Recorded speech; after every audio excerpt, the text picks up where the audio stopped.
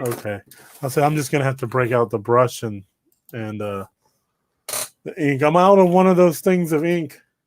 Oh yeah? Yeah, I used the whole thing, so I want to do some ink washing, so I'm kind of been saving it. So Right. yeah, I want to save it because I was gonna do that Hellboy and ink wash, but then I put it on that red paper, and that red paper, like that Canson pastel paper, doesn't take water well. No. So It's more of a dry media paper, right? yeah, so I'm gonna have to. Hey, Ron. Excuse me.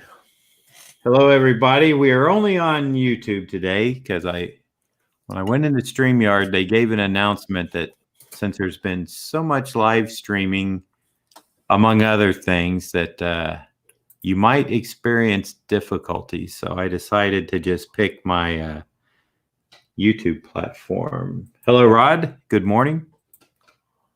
Drew and I are going to work on a few things, or at least one thing today for a bit. Try to entertain some people. Hello, Courtney. And I invited Jared. The yard sale. He says his internet's out. Let me send him another. I'm gonna send him another quick text and see if he thinks it's temporary or what. Oh man.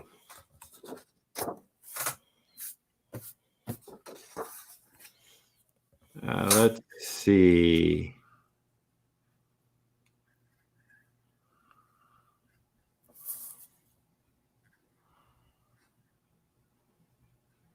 I'm just looking through some stuff real quick. Okay. And now I'm going to text Jared. Yeah, he says hopefully it'll come back soon. Well, I would want it back just so I could use it, period. I know. I hope he gets it because, internet's kind of essential at this point. I've been stuck in. Well, if it goes for me, I'll probably just listen to music. Break out the records, pull out my MP3s, which really is just going to a folder. It's essential for me, for my son. Yeah. Oh, yeah. My son would freak.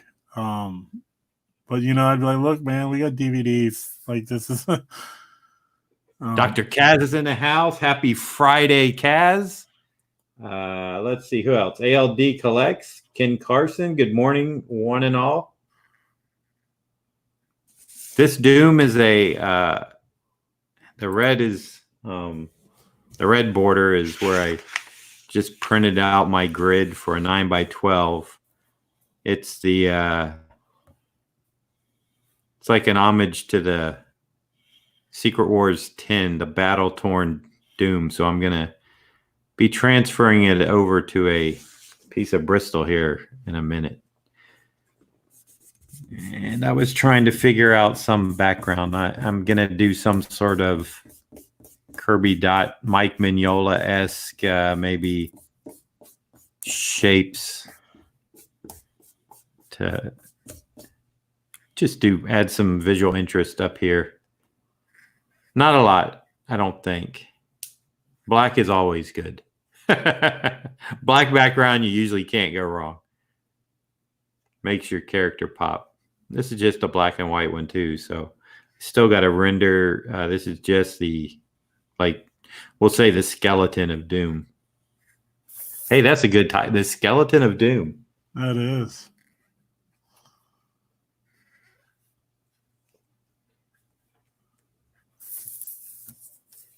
And Drew is inking a half Venom and half somebody. Likeness. Somebody from France who's an EMT. So, or maybe a fireman. I can't remember. One or the other. He has been very patient, and I actually sent him the pencils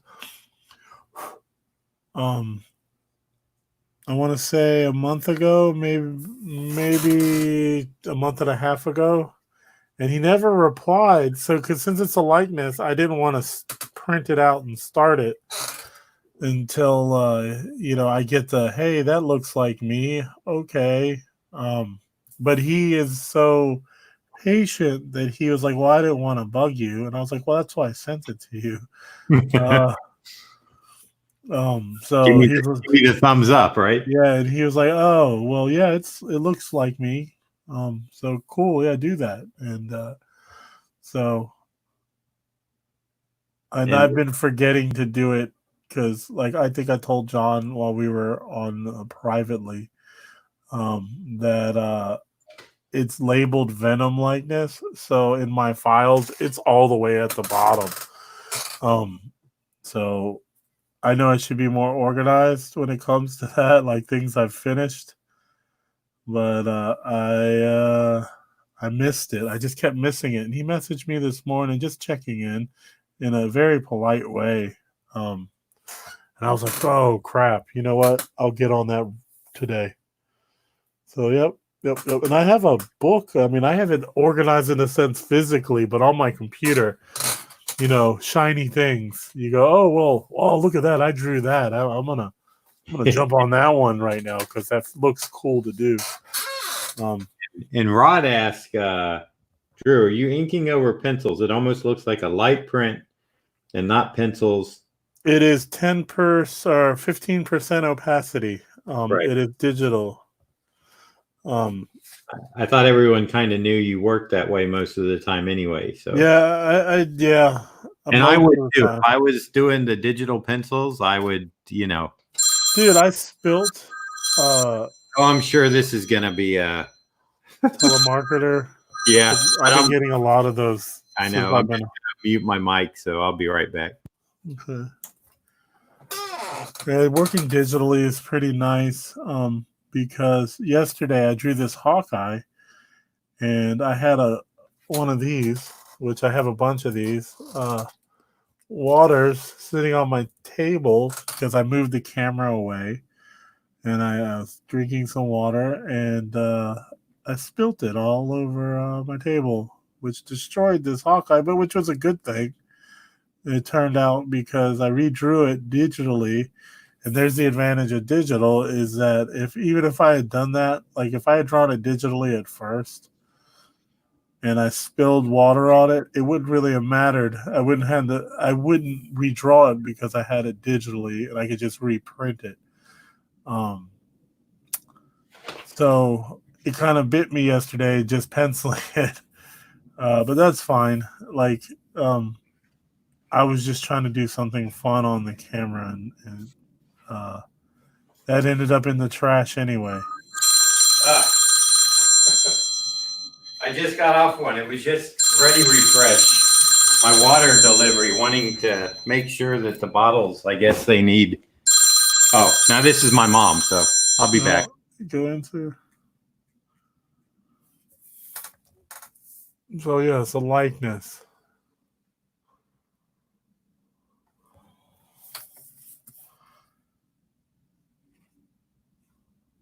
Plus, when you do stuff digitally, sometimes on the commission sense, somebody likes something and they go, oh man, I say, well, that's a commission for somebody. And they ask if I can do it again. That's not usually I don't do that, but if I can take a piece that I've drawn once and then change it, and then so it looks different, then I'll do that sometimes. It's really out of necessity, and that necessity being like utilities and things like that, like bills. But generally, no, I won't like copy something I've already done, even though I don't find anything wrong with that, because I feel like you're not going to do it exactly the same. And also you drew it, so it's yours. If you want to reproduce it, kind of like the whole Neil Adams thing, that I think he has like printed heads, and all he does is like ink them for people. Actually, I think what Neil does is he has like kind of a basic Head. male and female head without features, and then he'll bring his little light table to a convention, put the paper on it, and then as he's inking it, he makes the necessary costume or maybe Yeah. a little bit But of a even in that sense, I mean, I'm sure people have gotten very similar things. oh yeah, Because I mean, it's like Adam Hughes. I mean, how many Princess Leia's have you seen him do those quick sketches? right. And I mean, they look exactly the same. No, to his credit, he does them in about 20 seconds. Yeah. So I'm sure it's like half of that's like muscle memory. Yep. And I mean, like then somebody will ask for Laura Croft, and it's just Princess Leia with different hair, which is fine. Yeah, Ron was betting that would be the kidney lady. No, she already texted me or messaged me on Messenger today some nonsense, and Kidney lady. My sister. It's a joke. Okay. I told her, I said, stop messaging me right now. I'm busy or I'm going to ban you. So what does she do? She sends me the thumbs up. I don't even want that. You know, I should have said, okay, that's it. You're banned. Like when you tell if somebody tells you to be quiet and you're like, right now? Yeah. You're like, yeah, right now. Okay, I'll be quiet. Yeah. Okay. I won't say another word, right? Is that what you want? How long? Yeah. Yeah. I always threaten to ban her. Because I did ban my other sister and my mom for me on Facebook because I got mad at them. Oh, yeah? Yeah. Yeah, my dad is on Facebook. I live in my house with my mom, so, you know. Oh, well, yeah, then. But it's my sister out in Nevada, though, because they were, I don't know. My sister came here for a visit, and she doesn't, you know, she doesn't know what goes on in the house, and she was trying to tell me what I need to do and stuff. And I said, look, you're not here. You don't know what goes on. You know, you're out of this conversation. And she wanted to push it, so I just said, all right, fine. You know, because it was like she was in the other room of the house and I was in one. So I just, I finally just hit the old,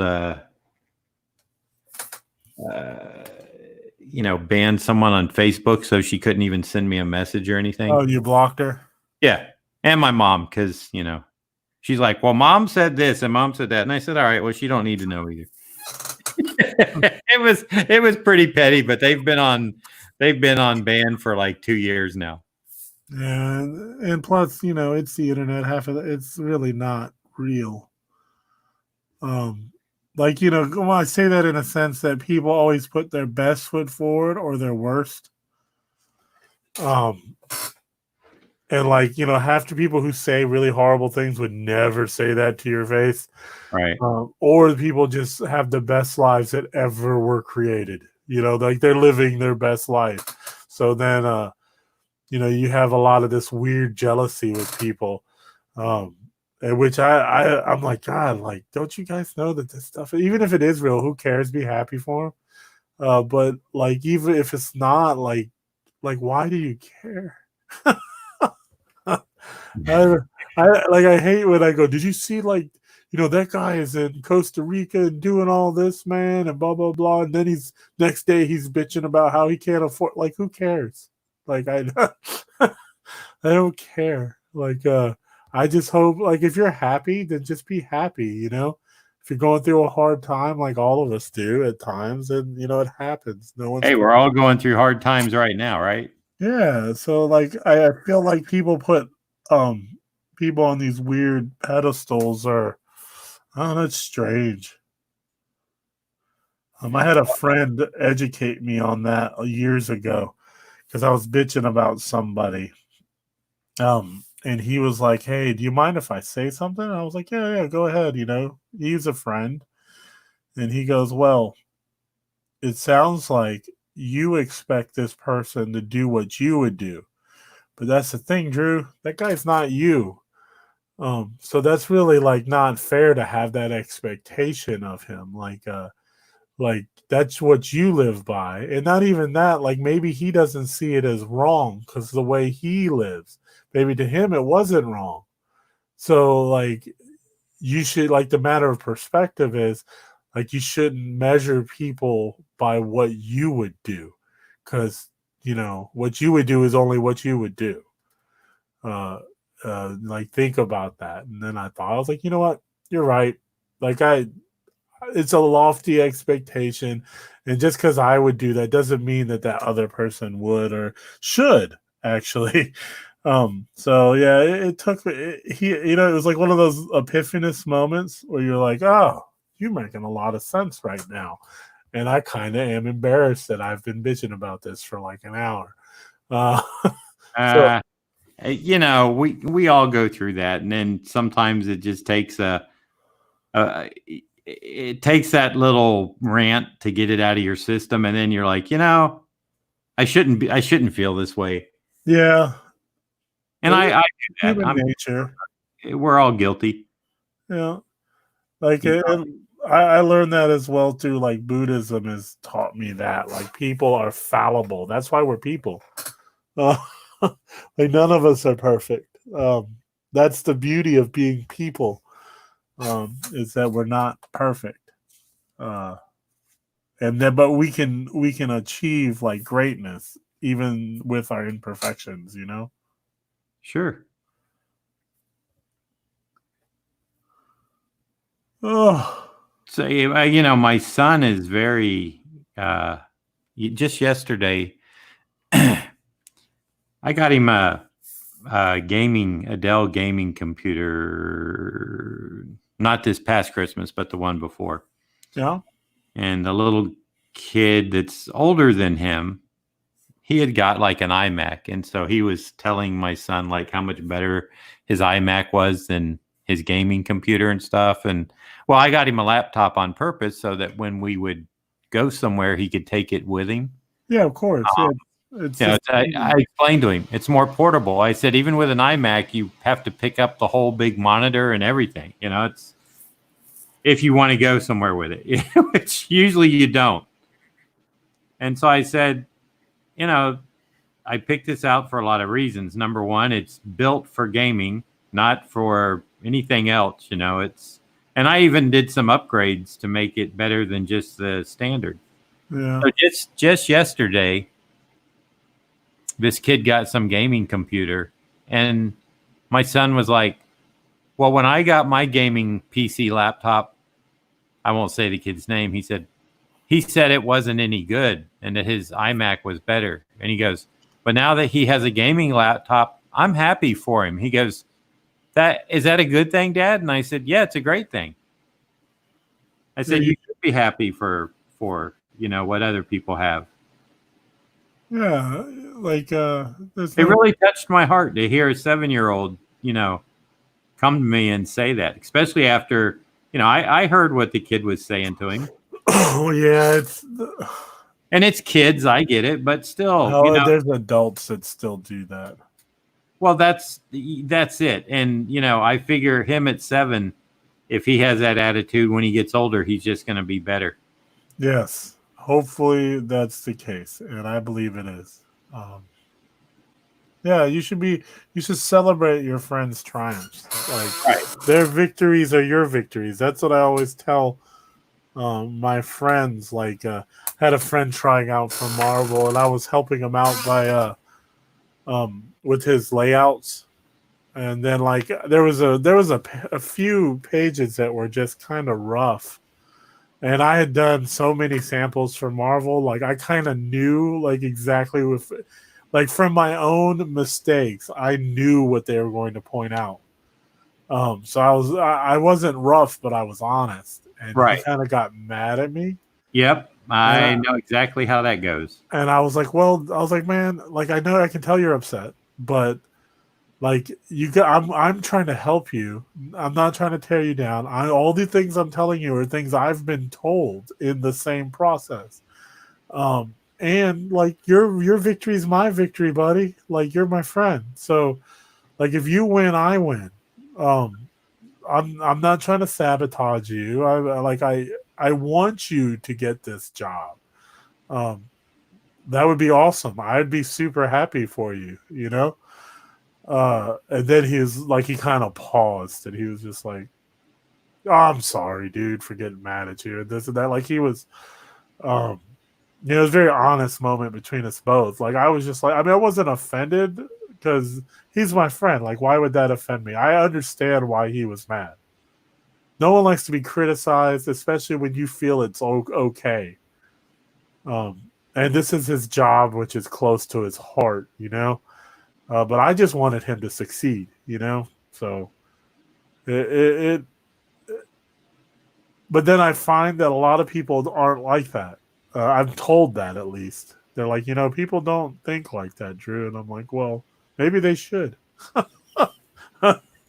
It's true. I mean, if Ron's still in the room, you know, sometimes I tell him like, hey, don't rush to the finish. Spend more time working on the drawing.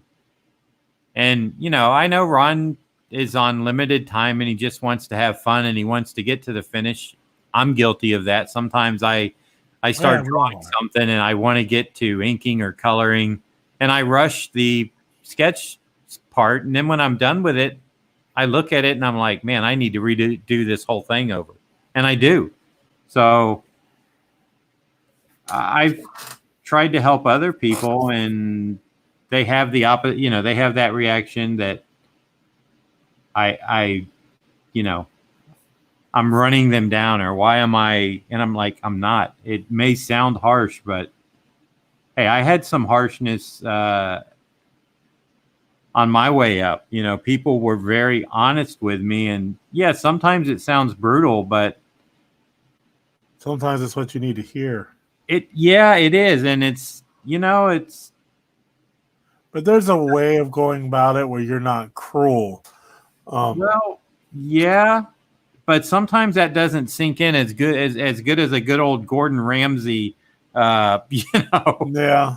Well, because he really pushes those people to be good, you know. Yeah, so I have a weirdness with that. You don't, if you choose to be insulting, that's because you want to be. Right. You don't have to be. I'm sure some of that is just for the show. Yeah. But I know, you know, you can tell when he really knows somebody is better than what they turned in. And he gets upset and he wants to just, you know, let them know. I know you're better and you can do better. So show me. He says it in much harsher language, but I think he really does. He's not trying to downplay them. He's trying to push them so hard that they get angry at him. So they'll prove him wrong. It's a heat of the moment thing. Well, I had an editor at DC that was super mean to me. Like every time I turned something in, he would just tear me apart. And I was talking to somebody else, and this other artist is amazing. He's one of my favorite artists. And I was telling him what the guy was saying, and he was just like, Drew, I would just stop talking to him. And I'm like, why? He goes, because like some of his points, it feels like he's just being malicious. And the things he's saying are a little too far. Like, he doesn't have to talk like that to you. He could express himself. Because I was like, we're not friends. And no, not only that, like, and I took his point to heart because you can make your point without being degrading. And I know a lot of people grew up, and I did too, where being put down was the way you motivated people. Right. And I want to tell you, if you do that enough, it does the opposite. And you could say that's because like maybe a person is weak. No, he's a human being, and no one wants to be torn down all the time. Like there's being torn down, and then there's also offering encouragement. And this guy was just tearing me down every time. Man, I felt worthless. I was like, man, like I don't know if I'm cut out to do stuff with them, because if this is the type of abuse I'm gonna take, I don't know if it's all I want to do. And he was like, well, you don't have to take that abuse. Like, you're choosing to. And I Well, was one like, of my analogies is being in comics is like being in an abusive relationship. it It, can be. yeah, I mean, I put up with a lot at the beginning because I was young and I didn't really understand, and it was my dream. So I was like, man, these people I'm working with could just take comics away from me forever. Yep. And And that's the I, way I I felt. and see, when I look back at that now, I'm like, maybe that wouldn't have been such a bad thing. Why? but, Yeah. but I when you're 19 and you're in your early 20s and you're doing what you've always dreamed about, it's like suddenly it's like, oh, you do anything to keep it. yeah, I couldn't live without this, And then now I look back and I'm like, yeah, I guess I could have, I could have done a lot more. Yeah. Well, I expressed my concern to that person, that editor at DC. I was just like, hey, man, let's be adults here. Like, if it's something you don't like, like totally tearing me down isn't probably the way to go, because whatever you're trying to do, it's not working, because all it's doing is making me mad. And I'm not productive when I'm angry. Uh, like, I'm not. I'll do what you say, but it's not going to come out as my best work. I'll tell you that right now. I'm going to So, take a quick, just say good morning. Lloyd is on YouTube. Good morning, Lloyd. And Genome David is in the house. So morning to you guys. so yeah, it's like plus you have to gauge your people you're talking to. Some people don't uh like being insulted constantly. Maybe I would never do that to somebody, but maybe some people are used to things like that. I was as a child, and I was like, I'm not dealing with this now. So I'm very vocal if I feel like I'm being like, um, I don't know, abused in a sense.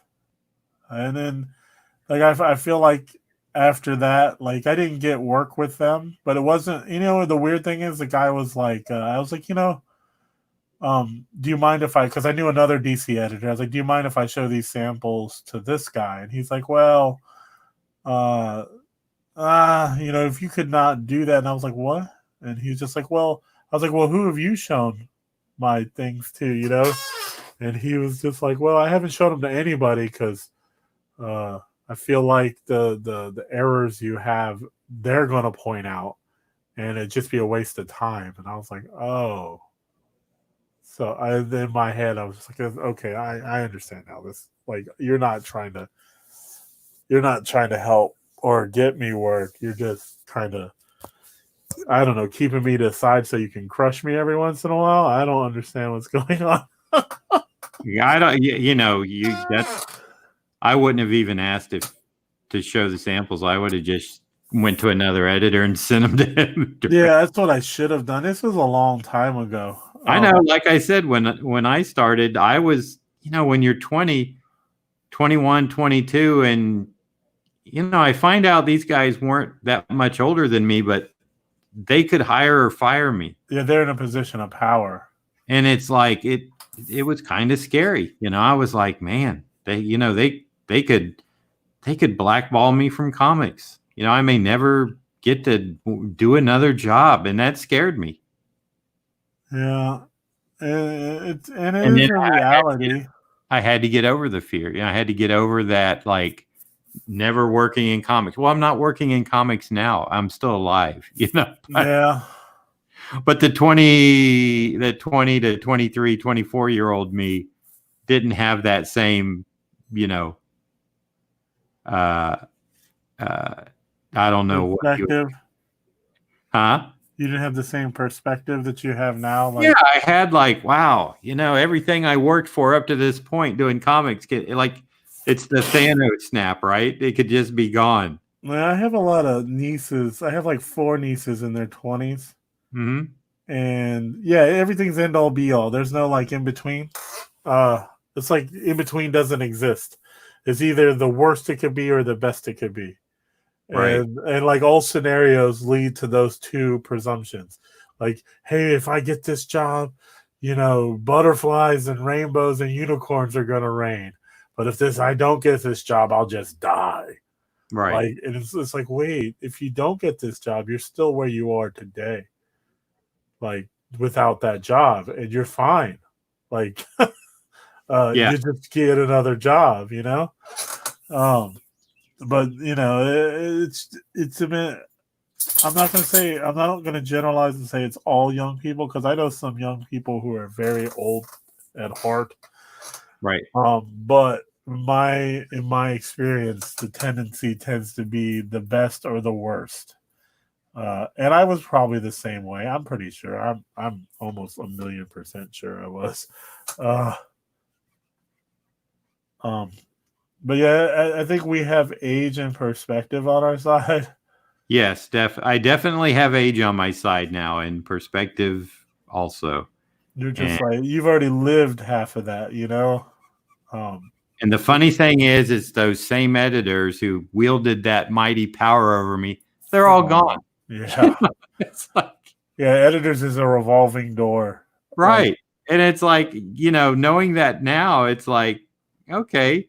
So as soon as a new editor gets there, although, they talk and they have their little, oh, this guy was trouble to work with. And yeah, why? And it's like, oh, because he told me, because you stood up to him. That's why you're trouble to work with. Yeah, it happens. I usually don't say anything unless, like I said, I feel like I'm being insulted or someone lies. Because, right. Well, and that's what I'm saying. If it doesn't matter what it is. It's like you're not in contact with the other editors every day like they are in the office. So yeah, their credibility goes more than yours. And I hate to say that because it's true.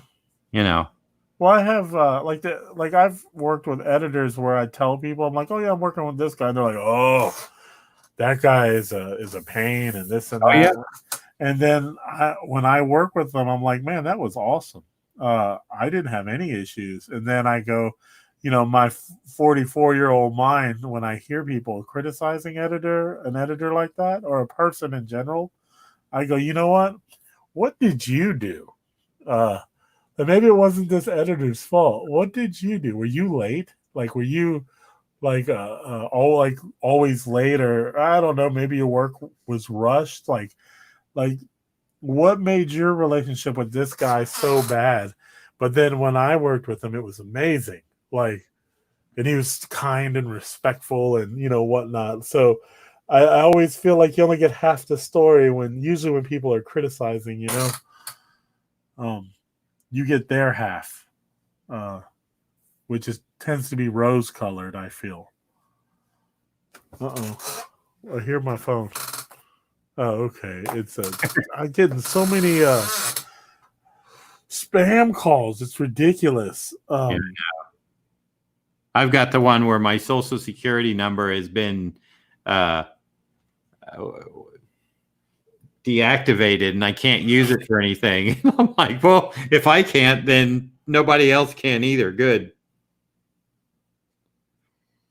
I get the one where I have warrants and I must do this to, like call this number or whatever, or stay on the line and we'll clear out with this sheriff's department. I'm like, one, I have never been to where you're saying. And two, I'm sure if I have warrants, they would be coming after me because I've been stuck in this house for 15 days. It's not like it's hard to find me. Okay, now, and that's going to segue.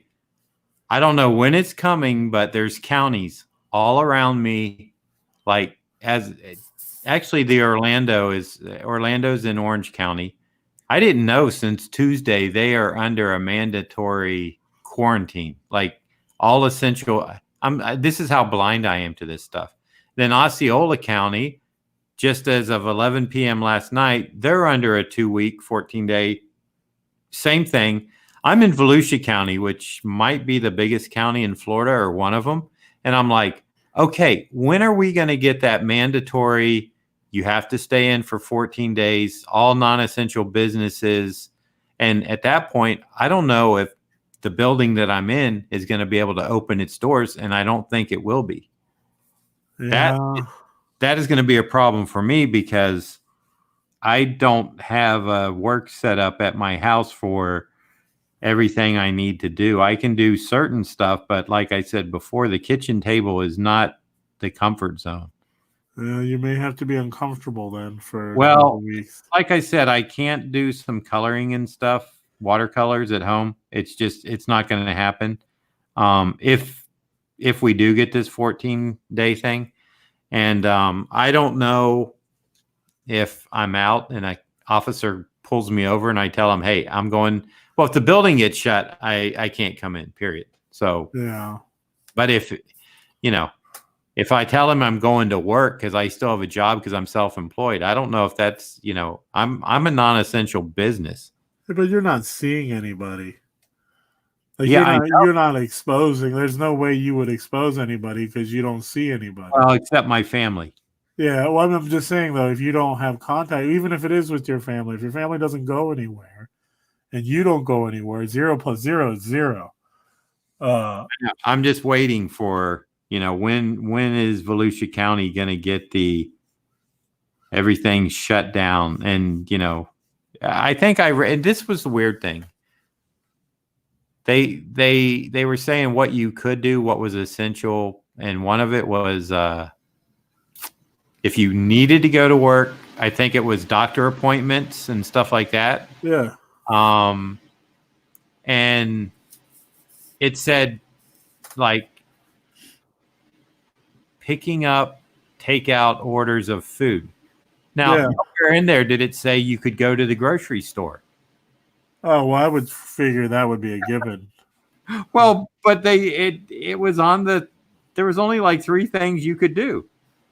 And I know grocery stores here, they limited for the past week, it's 10 people. Like they won't even let more than 10 people in. Yeah, see, we don't even have that. So I don't know. I'm just waiting for the hammer to fall.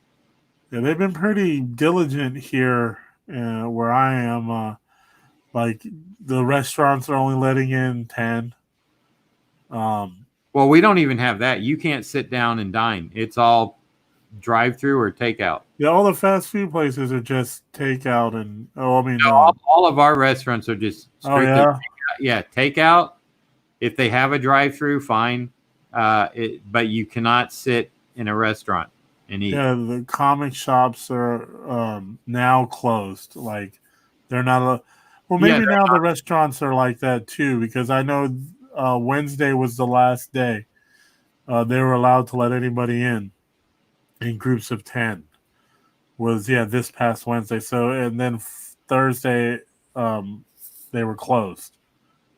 They would do curbside, like they would bring it outside, but like no one could come inside. But that was it. I wonder if that's it. I haven't left the house, so I don't 100% know. But now with no new comics being shipped from Diamond, this week was the last week comic shops got books, right? Yes. So until that's gone, it's like, I don't know. Yeah, I don't even know when the next time I'll be working. Well, you're working now. Well, sorta. What I've been working on right now, I've already been paid. Well, I've already vouchered. Right. So like after you're working on commissions now. Wow. Yeah, I've just looked and you got a ton of that done. Yeah, I'm pretty quick, John. I've been working on what I'm doing, and then I looked around and I'm like, holy mackerel! Knock 3 of these out, Drew. Lloyd, I think you're right. I think Florida is gonna. I'll be surprised. Today's Friday. I'll be surprised if they don't say, "Hope you had a good time out," because as of 11 o'clock tonight, we're on a 14-day lockdown. Well, Florida's received a lot of criticism for that beaches thing. Well, here's the weird thing is all these counties, I don't understand why it's like so spotty, it makes no sense. Well, it's local, because it all trickles. Well, the other thing is I think I think at first they were going by the amount of cases. What? Yeah, that makes sense. And it's like if you didn't have many cases, it was like, oh yeah, stay open. But that's crazy thinking because those cases will go up. Yeah, it is. I really think everybody's just kind of winging it. Like I said, I've been quarantined myself. This is day 15, but it doesn't matter if I go outside. No one else has done it. No, So you go outside, it starts again. it's day one again, right? Like it's Groundhog Day, Drew. So, like, I went to go pick up my wife's car from the car dealership, and I want to say the car dealership only had one other person in there. Oh yeah, no, and I talked to the guy. I was like, "Hey, like, how's it been?" And there's one person at the register. Usually, this place has like 6 different teams. Right. Right now, they just had one. So there was a guy at the register. I did the social distancing thing. I probably gave him about 15, 20 feet because I'm like, I haven't seen a person in 15 days or 14 days at that time. So I was like, I'm going to give this guy some breathing room. So I stood back and I let him do his thing. I walked up there and I was like, so how has it been here? He's like, dude, it has been dead. Like, no one is coming to get their car fixed or serviced. And I was like, well, I go to get my car, and dude, this car is covered in plastic. Like, like the steering wheel, the seats, the floor. Like, I was like, oh my God. I was like, hey, can you guys remove the plastic? Because can you unmummify my car, please? Like, because like that defeats. I get that it protects you, right? But in essence, it doesn't protect me. So, because now I have whatever's wrong with you, maybe, is all over my car. Can you, like, get it? Like, take it. And then I'll do whatever I need to do after that. And they just laughed at me and took it. I was like, you're doing this for everyone? He's like, yeah, we do it for everyone. And I was like, but the way they said it was like, yes, we're doing it. But I was like, but you're not picking up after yourself. Like, what's the point at this point? Other than saving yourself, like, you're not helping anybody else in case you're sick. Right. And he just looked at me and was like, like I had made a point, but he wasn't sure how to digest it because in his head he's like, I'm still just gonna do what I just did to you. Right. Like, so I was like, okay, guy, have a nice day, be safe. Because I could tell, like I said, he's just gonna do exactly the same thing for the next person, regardless of what I say. Mm-hmm. And hopefully they do what I do. Like, hey, guy, I mean, can you just get all your stuff out of the car? Because like I don't know where to throw it. It's a lot of plastic. I don't want to just stuff it in the back of my car. Like, I have no place to put this.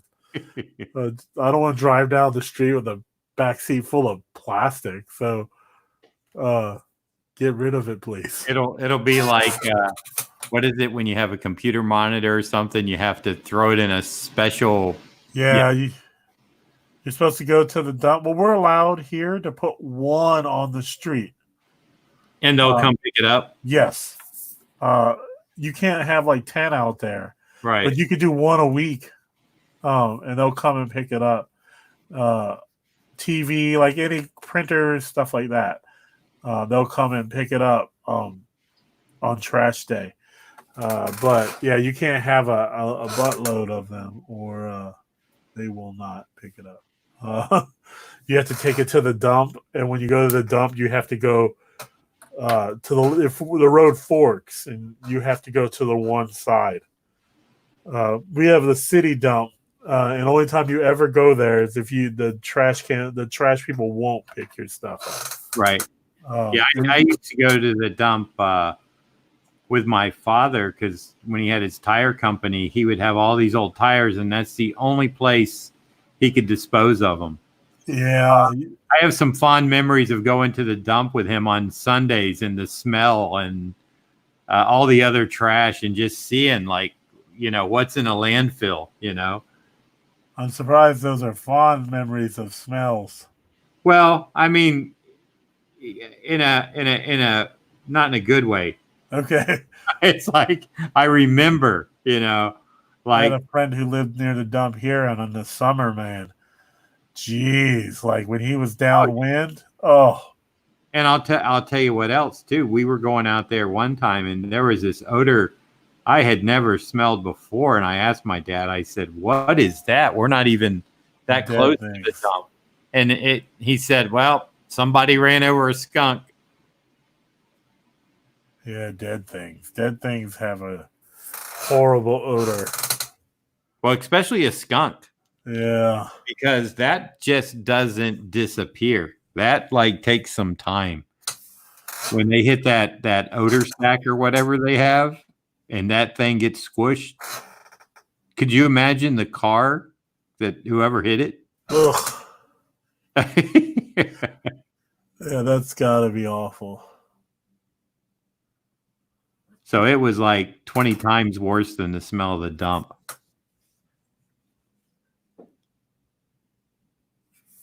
Yeah, this is the webbing I'm gonna do with the white marker. Is that going to be color or? Yeah, I'm not gonna color it right now, because I'm just not in that mindset right now. Right. Uh, And it does, like you said, it helps to let those dry for a few hours, if not overnight. yeah, this Kiritake 55 is definitely like this that jet black here. Right. This stuff that's almost instantly dry, Yeah. which I love because I can move as fast as I want. Because with this, I can't be on this side right now because I know it's still kind of wet. Right. But man, I love that jet black ink. It is great. It is totally waterproof. And every time I get water or something on it, I get really like I'm very apprehensive because I just don't believe it's not going to jack up whatever I'm doing. I don't need this. Well, I do know if I get quarantined for 14 days and can't get into my building, I at least I will go digital pencils to my iPad, and then during that time, hopefully, I'll have a lot of stuff drawn that just needs transferred and ink on a board for commission. Yeah, hopefully. I mean, I'm sure you'll figure something out. But if I was you, I'd start preparing. Yeah, no, I am. Lloyd had mentioned that, looks like from the information he's seeing, Florida's probably going to be kind of in that New York. And I believe it because we, of course, have a strong elderly population. Oh, yeah, you do. And just in general, I don't know. It's weird. Florida has just been kind of like under the radar on this, It's like, I don't, as you can see, I don't really keep up with it that much. And I told Ron, and I'm not, I mean, I'm not walking around with the fear of getting it. Not that I think I'm Superman or anything, but I do have anxiety and panic disorder. And if I really let this thing get to me, I would just be over like in a corner, balled up, like scared to death to do anything. And I'm not going to let that happen. Yeah. Because that's not going to help anybody. So, I mean, I just, I take precautions. I'm doing the hand cleaning and. Yeah, my hands are so dry. Because I put lotion on them, but when you're washing your hands 15, 20 times a day. Yeah. My wife found this really nice lotion though that helps. Yeah, I don't know. I get anxiety about things, but I like my childhood being the way it was. I definitely fight through things I should probably deal with, like healthily, like in a healthy manner, but I don't. Right. I don't push them down, but my techniques of dealing with issues, like when I first heard that that like not just Diamond, but like when I first heard that, pretty much everything stopping comic wise until Diamond starts putting comics out again, and that means pay. Yeah. I kind of was like, it's like getting fired, but not being fired because I didn't do anything wrong. But it's like that because you all of a sudden your income's gone. Mm-hmm. And you go through that. Oh, what am I going to do? And I think the hardest part was telling my wife, because she's been working 12, 14-hour days, and then she gets home and hears this, Right. It's devastating. So, I told her, and I told her we'd be fine, and I'm pretty sure, I still believe that. But I had to and it's not healthy, but I was just like, look, I know I can't go anywhere, but I need to drive around. And I drove around for like an hour and a half, maybe two, just to kind of, I don't know, absorb everything that was happening. And not only that, come up with a plan of some sort. Right. Yeah. Because I'm the last person who's just going to roll over and die. So I'm not going to wallow. I'm not a wallower at all. So, and it sometimes is a detriment because people I know are wallowers. Mm-hmm. And I don't know why, the worst in me comes out when I see somebody doing that. I just want to tell them don't. But then I understand, everybody's different. They have to deal with things different in their own way. But it still gets me. I'm like, dude, you can't, what are you doing? You have people that are counting on you. Stop doing this. Stop. All this time you're beating yourself up, you could be thinking of things to help yourself and your family. But that's just me. I shouldn't. Like I said, you shouldn't expect people to do what you do. Luckily or unluckily, I had my real bad panic attacks when I was younger. So, oh yeah, yeah. I mean, real bad. How did they then? Was it diagnosed differently? Because that's kind of a not a new thing for now, but it's a new thing. Period for people that. It's being recognized as something. Mine happened after Secret Wars. Oh yeah.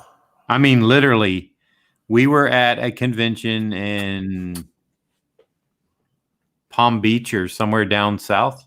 Yeah. And the whole Secret Wars crew was there. And the night after the show, I think it was it may have been a 2-day show. We were out to dinner and I just passed out at the dinner table. I hit the floor. Boom. I didn't know what happened. And when the doctor told me, when my family physician said, it's your nerves, I didn't know anything about that at the time. Yeah. And so I saw a couple of, he tried me on some anti-anxiety meds that all they did was put me to sleep. Yeah, because they lower your blood pressure too, don't they? Well, I'm already on blood pressure meds too. So I see Rod says he has anxiety and panic disorder too. Yeah. But yeah, I mean, I didn't know what was going on when he mentioned it was my nerves. I said, "What do I got to be nervous about?" Well, you'd be surprised. Well, yeah, but like I said, I was probably 24, 25 years old. Yeah. At that age, I'm like, what? I'm doing the job I want. Although Secret Wars was very stressful, very stressful. I believe it. I mean, it's a big book. It was. Even for then, I'm sure they were pushing how important it was. Well, not only that, but I mean the deadlines and it was not a friendly time for a lot of reasons that I've put that all away now. It's oh yeah. That's somebody telling me, "Hey, stop talking about that." No, it's actually Jared. He made it. Oh, there. I didn't hear him pop in. Here, Mr. Voice of Reason. He'll make us happy. I'm here to make everybody happy. What do you need? Well, I was just talking about my anxiety. And then we were talking bad about you too. So we were Yeah, like, but Well, you the did. two topics go hand in hand. yeah. God, I have all this anxiety. Why is Jared so awful? Jared's a terrible person. He was talking about his internet, but we know he doesn't like us. yeah, had a bit of an internet outage there for a little bit, but I'm back on track. Hello, gentlemen. Who are you talking? Drew. Oh, just for me. Yeah. Just Drew. We don't talk to anybody else. Okay. Of course, I'm talking to my bestest buddy, John Beatty, and of course, Drew Moss. Hope everybody's doing great today. It's a wonderful day. It's a beautiful day. You sound like the weather guy on the radio. We're having a great day today. We got Drew Moss and it's a balmy We got 64. a low pressure system moving in from the southwest at 5 miles per hour. I want that job because you can be as wrong as anything. That's a job completely based on guesswork. I just don't want to have to do the schooling for it. I think that's a big ripoff too. I'll tell you the best way to Hey, do it didn't rain a drop yesterday, like you said. Yeah, well, the Doppler radar told me. win some, lose some.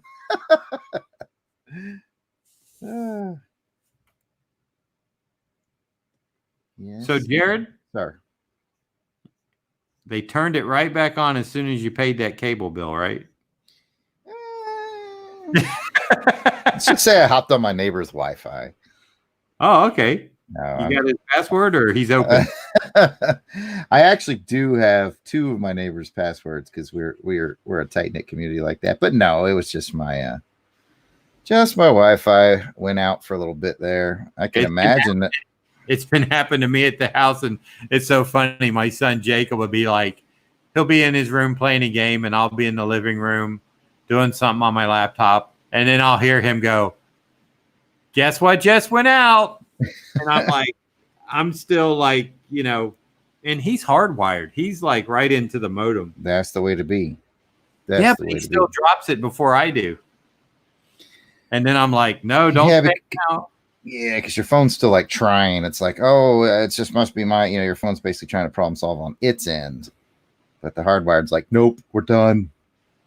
And then 5 or 10 minutes later, it comes back on. Yeah. Sometimes if I restart my computer, it just bang, it's back on too. Kind of what I had going on this morning. Makes no sense. What's funny is we've got the kids home, from school, and my wife can't catch a break because they're always bothering her. And then this morning, my older son was like, I'm going to go out to the building because, I got arcade machines out there, old video games. He's like, I'm going to take Jay out to the building. We're going to have some fun. My wife was like, of course you are, because we don't have any internet, so I can't get any of my work done. Of course, this would be the moment you would actually do something helpful. Now, have they stopped her college teaching? Is that like on hold? It's online. She's teaching all her classes just moved online. So I jokingly tell everybody, and this is the truth too, that we had to convert our office into an office. Because we had an office that we never used, so it kind of became a junk room. And then Johanna was like, well, I got to teach from home. So I was like, well, I guess we have to make an actual office out of this office.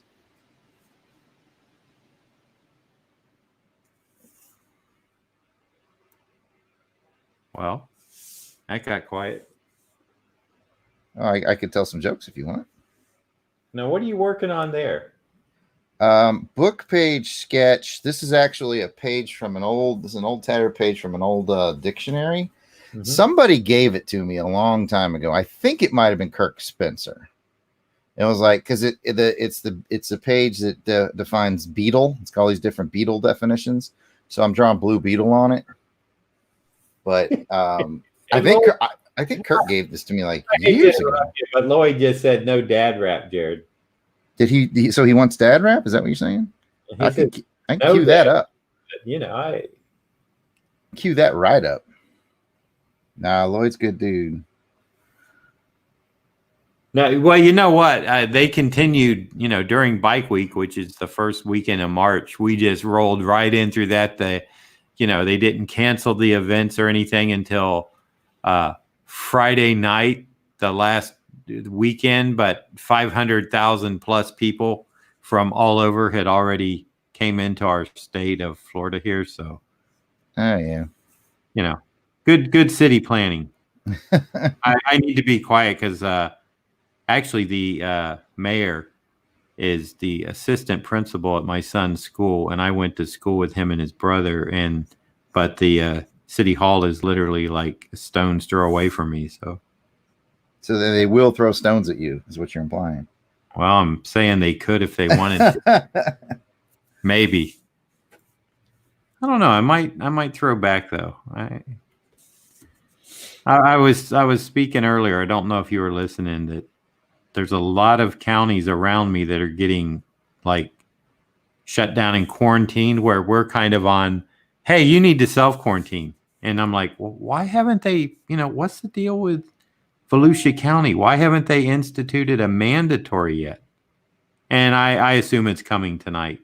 Probably. We just got the announcement yesterday that our kids would not be going back to school for the remainder of the school year.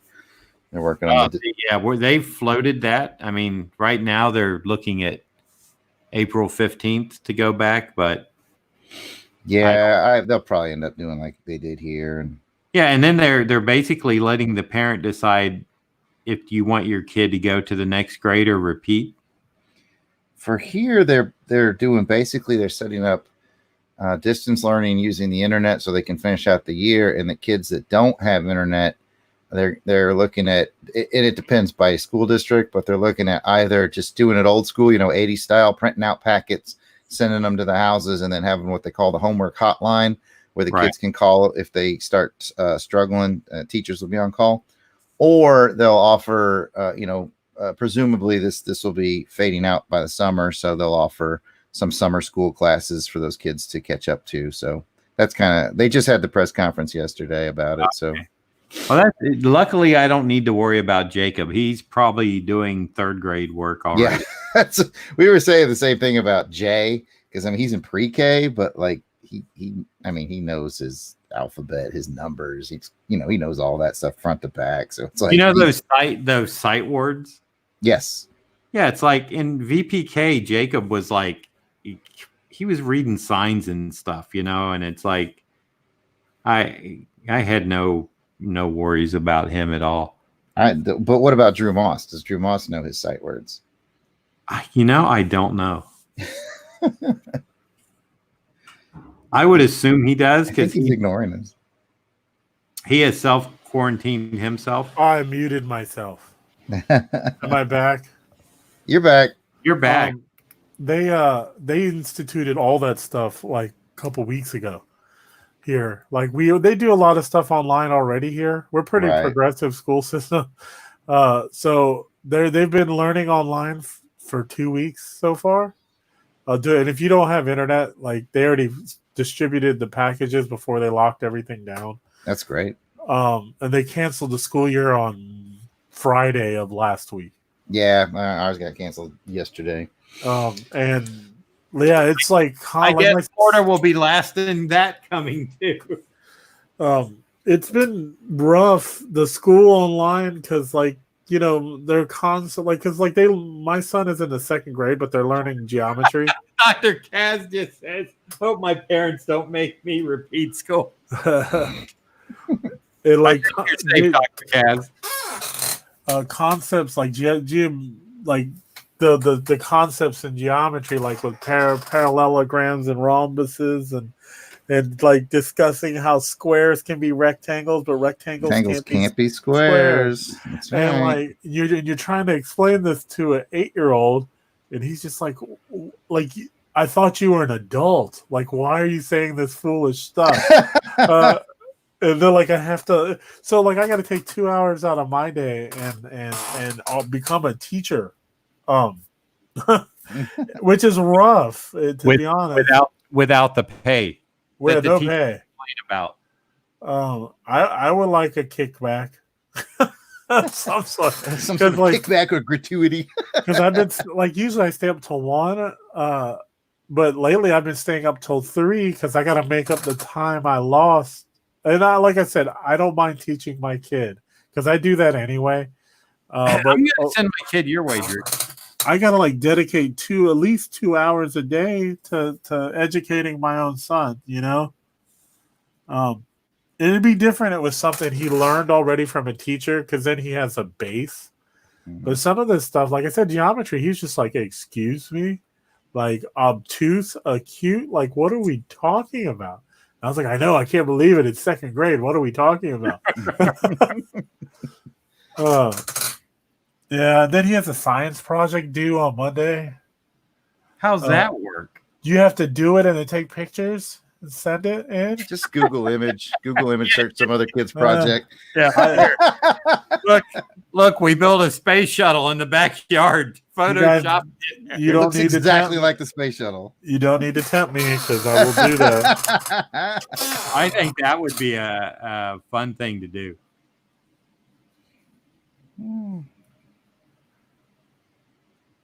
I'm trying something unusual.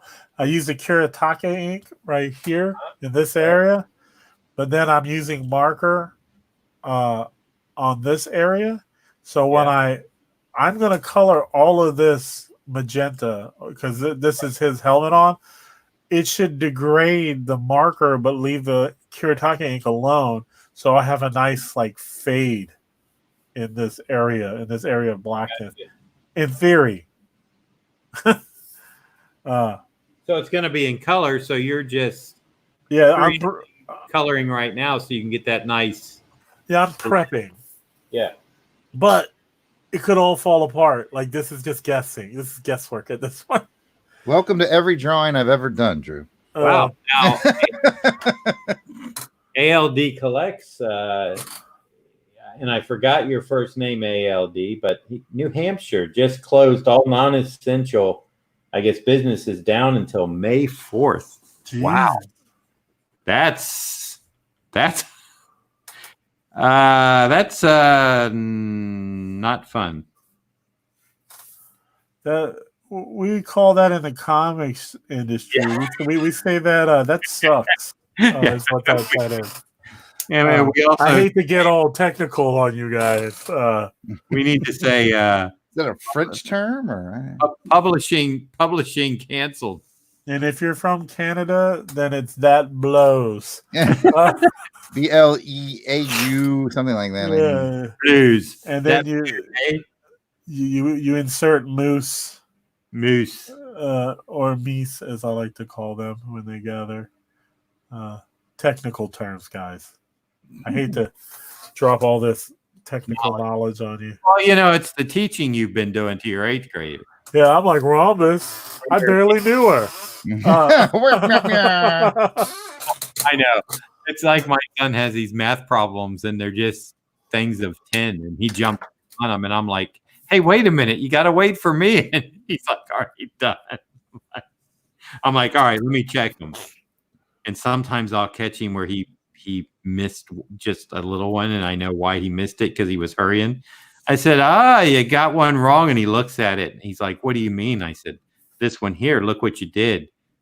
And he just like, oh, and then he just scratches it out and writes the right one. I said, you went a little too quick there, Mr. Jacob. That's what I probably have with Jordan. Now, stick your chin out, and I give you a nice one across the face. You're a rap with the Jack Johnson.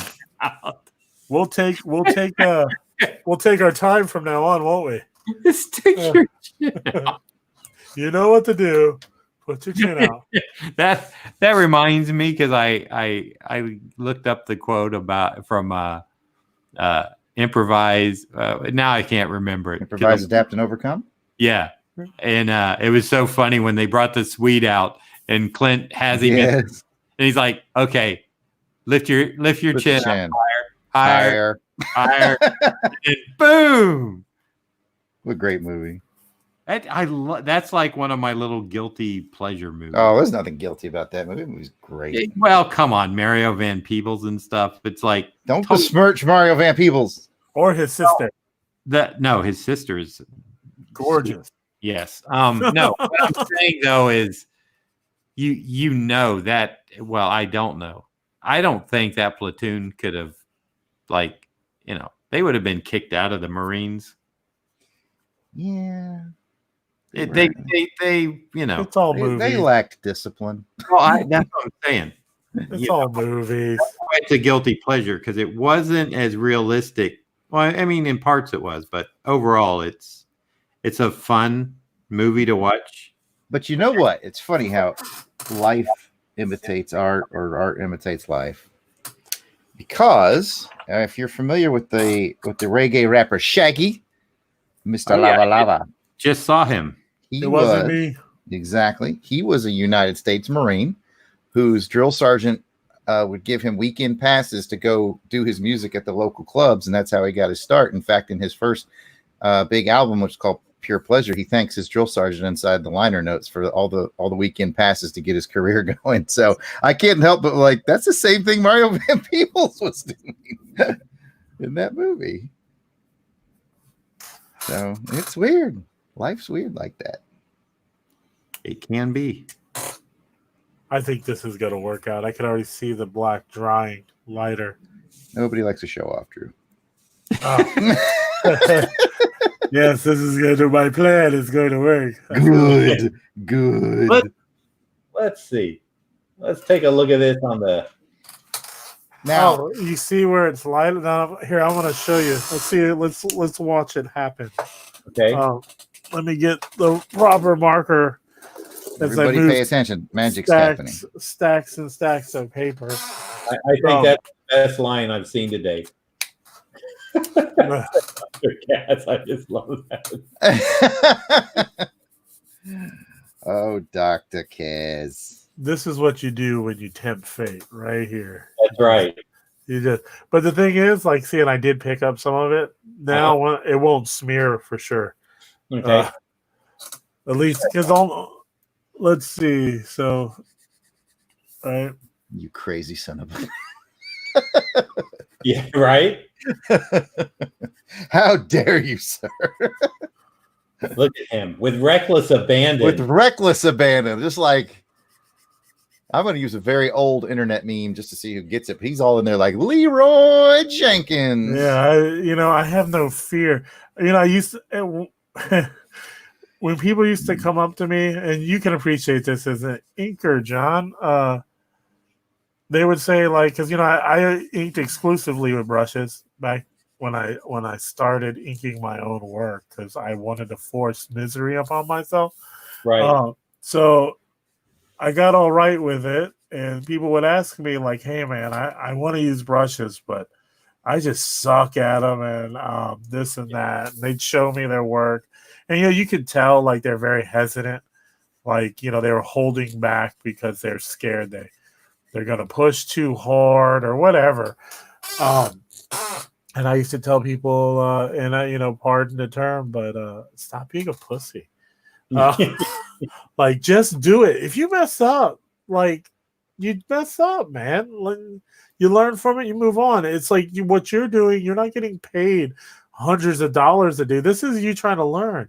So stop, what are you doing? Just Well, do and it. there's blank paper or scrap paper to practice on first. Yeah, I mean, just don't be afraid. I hate to say that. What I'd like to see, unless you already have it in your evil scheme, What's that? either leave the glass with no line at all, or make it a white line. Oh no, it's gonna stay like this. Good. Okay. That was my whole plan. That's why you can see the black is starting to Right. fade out, and it's mixing, especially in this chin area, because I did marker here and down here as well. And as I layer it, now here's where it gets interesting. I have to be careful for once. For once, I love now we're starting to lay. or just do it. I'm telling you, man, you got to build confidence in your lines. Like, you can see when people are hesitant and they lack the confidence. Just Quit talking about Jared. He's in the room now. I know, like I can literally hear you. Thanks a bunch, Drew Mom. I'm glad you guys got it though. It wasn't subtle, Drew. But he's going to put a spin and make it positive. Yeah, sure. Yeah, I mean, Jared doesn't suck all the time. Yeah, not all the time. He's not- There's sometimes when I'm sleeping. He's yeah, gonna, I was gonna he beat say- me to it. He beat me gonna to say it. no. That's Jared's style. I understand the difference. Is that what we're calling it now? Style? Yeah. That's the most hurtful thing that's ever happened on this podcast. And scene. I don't know if I'm gonna recover from that one, boys. Okay, now we're back. I don't know. You can barely see mine because I'm working on this Doom thing, and Mike Mignola makes these little background element, like just jaggedy black things, look so easy. Why am I struggling? Because you're not him. He's amazing, and we're mediocre. No, I'm joking. Actually, I think if I do something more sharp and less trying to do Kirby dots, because it is Doom, I think I'll be better. Or I think I'll do better. I think it looks good. Yeah, sure you do. Now, what do you really think? Well, I was waiting for you to like leave, but if you want to talk about it, I'm all about honesty, man. No. I'll get it figured out. I just want something back here right now, just as a reminder that I want to do something a little,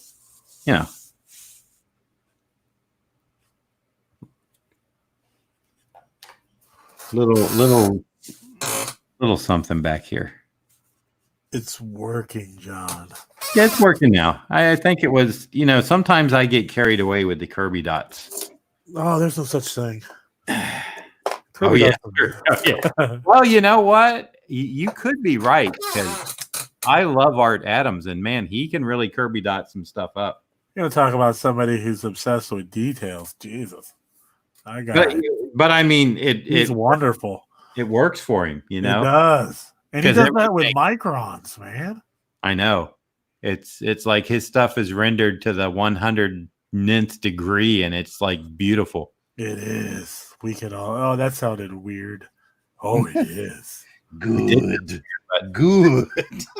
This is the weird stream. This is a judgment-free zone, man. That guy's amazing. I have his babies. I mean, Wait, You have what? them, or you? I said You I'd have currently his are in babies. possession of them. I heard him say, "I have his baby." I would have his babies, but they would be like 8 feet tall. The guy is super tall.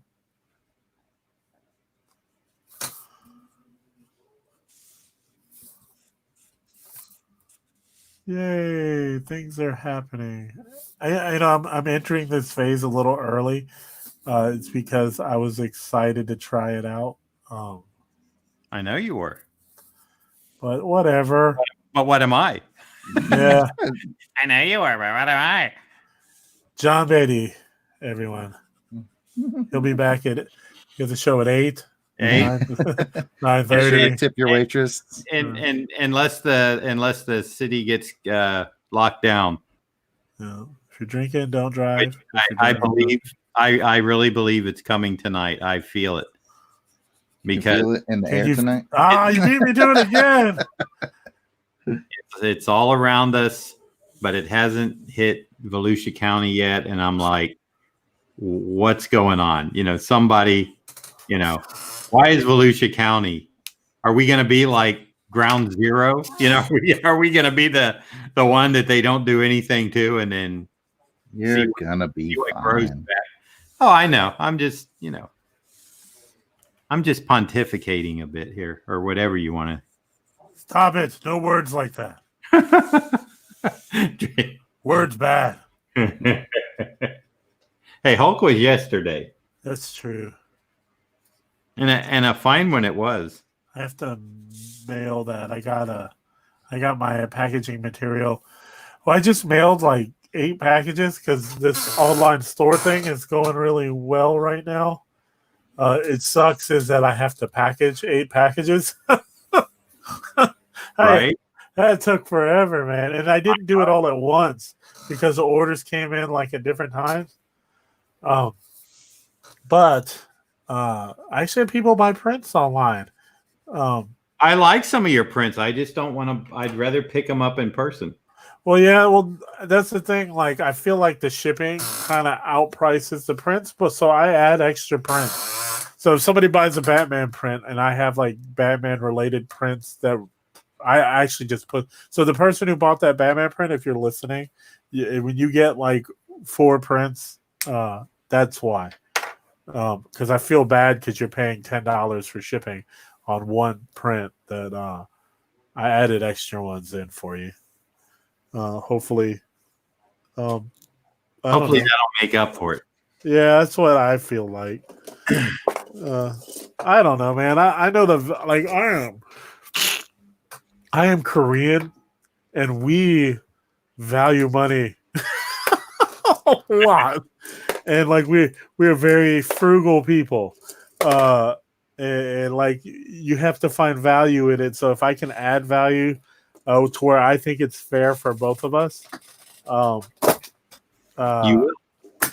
I will do it. Yes. I'm looking for a marker. Sorry, guys. You do what you need to do. I think that's what we're all trying to. We're having pizza and learning about Cuba. I just got some Cubans. I mean, I did. I got a. Where'd you pick those up at? Along with Adam's kids? You Yeah, gotta have kids, some Cubans. I'm not gonna say. Drew Moss is just like reckless abandon now. He's like He's a like, black. y'all need some crystal meth. Yeah. Like what? Wow, we go from Cuban cigars to Chris. Will you kidnap children?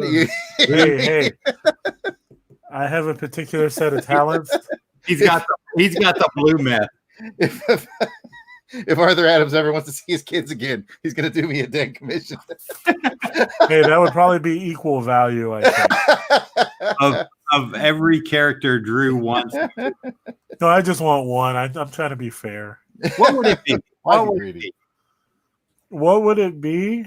No, what Probably- would it be? What would the character be? To be like, well, I love his Godzillas and stuff. Right? But to be honest, and I'm not a big Wolverine guy, but Art Adams drawing Wolverine is like he's like the quintessential Wolverine guy for He me. does a great Wolverine. He really does. I love his Wolverine, and That's great.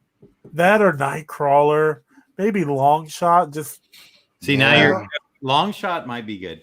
or Sauron. Spider-Man, I love his Sauron. Sauron's a cool design that people don't talk about. a or lot. maybe like one of the Kirby monsters, because he does great monsters. Creature from the like Black Lagoon. Sauron. He already did a nice creature. Yeah. Haven't you seen that online? Yeah, well, yeah, he's really good at the creature. Yeah. You go to Comic Art Fans and plug him in, you'll find some really nice and highly priced commission work there. Not that he's not worth it. It's just I know some of the prices people have paid for that stuff, and boy, I tell you, that'd be like a year's salary for me. Yeah, I hear prices on some people's stuff, and I'm like, oh my god. My wife's like, why don't you charge that? And I was like, because I wouldn't get it. I'm trying to sell art. I don't want to sit on it. Well, you might turn it to diamonds. Well, Might take a while, right? But okay. all right, let's smooth his skin out. I'm gonna let's see if I can just get you guys. I'm gonna walk down to the gentleman's room. We can talk bad about him. We can talk bad You have a about whorehouse in your office? Oh, the bathroom. him. No, not a gentleman's club. Okay. No, I'm gonna just walk down to the men's room and I'll be right back. But while I'm there, there's no reason for me to take up a third of the screen. Oh, I thought you were going to give us a puzzle to solve. All right, Yeah. so a train Twilight leaves Bear. Chicago, traveling. I want 5 times 2 divided by 3, and I want you to show how you 38.33. No, and then you have to show how you got to Show write your work. some it's the Common Core math. Then you got to like show me with a paragraph or something how you arrived at that. And you can't just go, well, this times that is that divided by that equals that. Isn't that I cheated? Isn't it something like you have to explain in some creative way or some different way how you just can't say because I know that this times this is this. Right. It's math and it's absolute. I counted 5 fingers on one hand and 5 on the other and got 10. It's like you can't do that. Well, I guess maybe you could do that. That's how I got my 10. Except you got do you have to call one a thumb? 4 fingers and a thumb. Yeah, we don't do that Common Core math here. That's my head's gonna explode, and so I got to run down to the bathroom. I thought it was like scanners.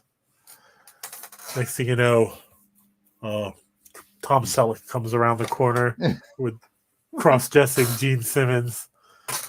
John is gone because his head's exploded. That's a thing, right? Yes, absolutely.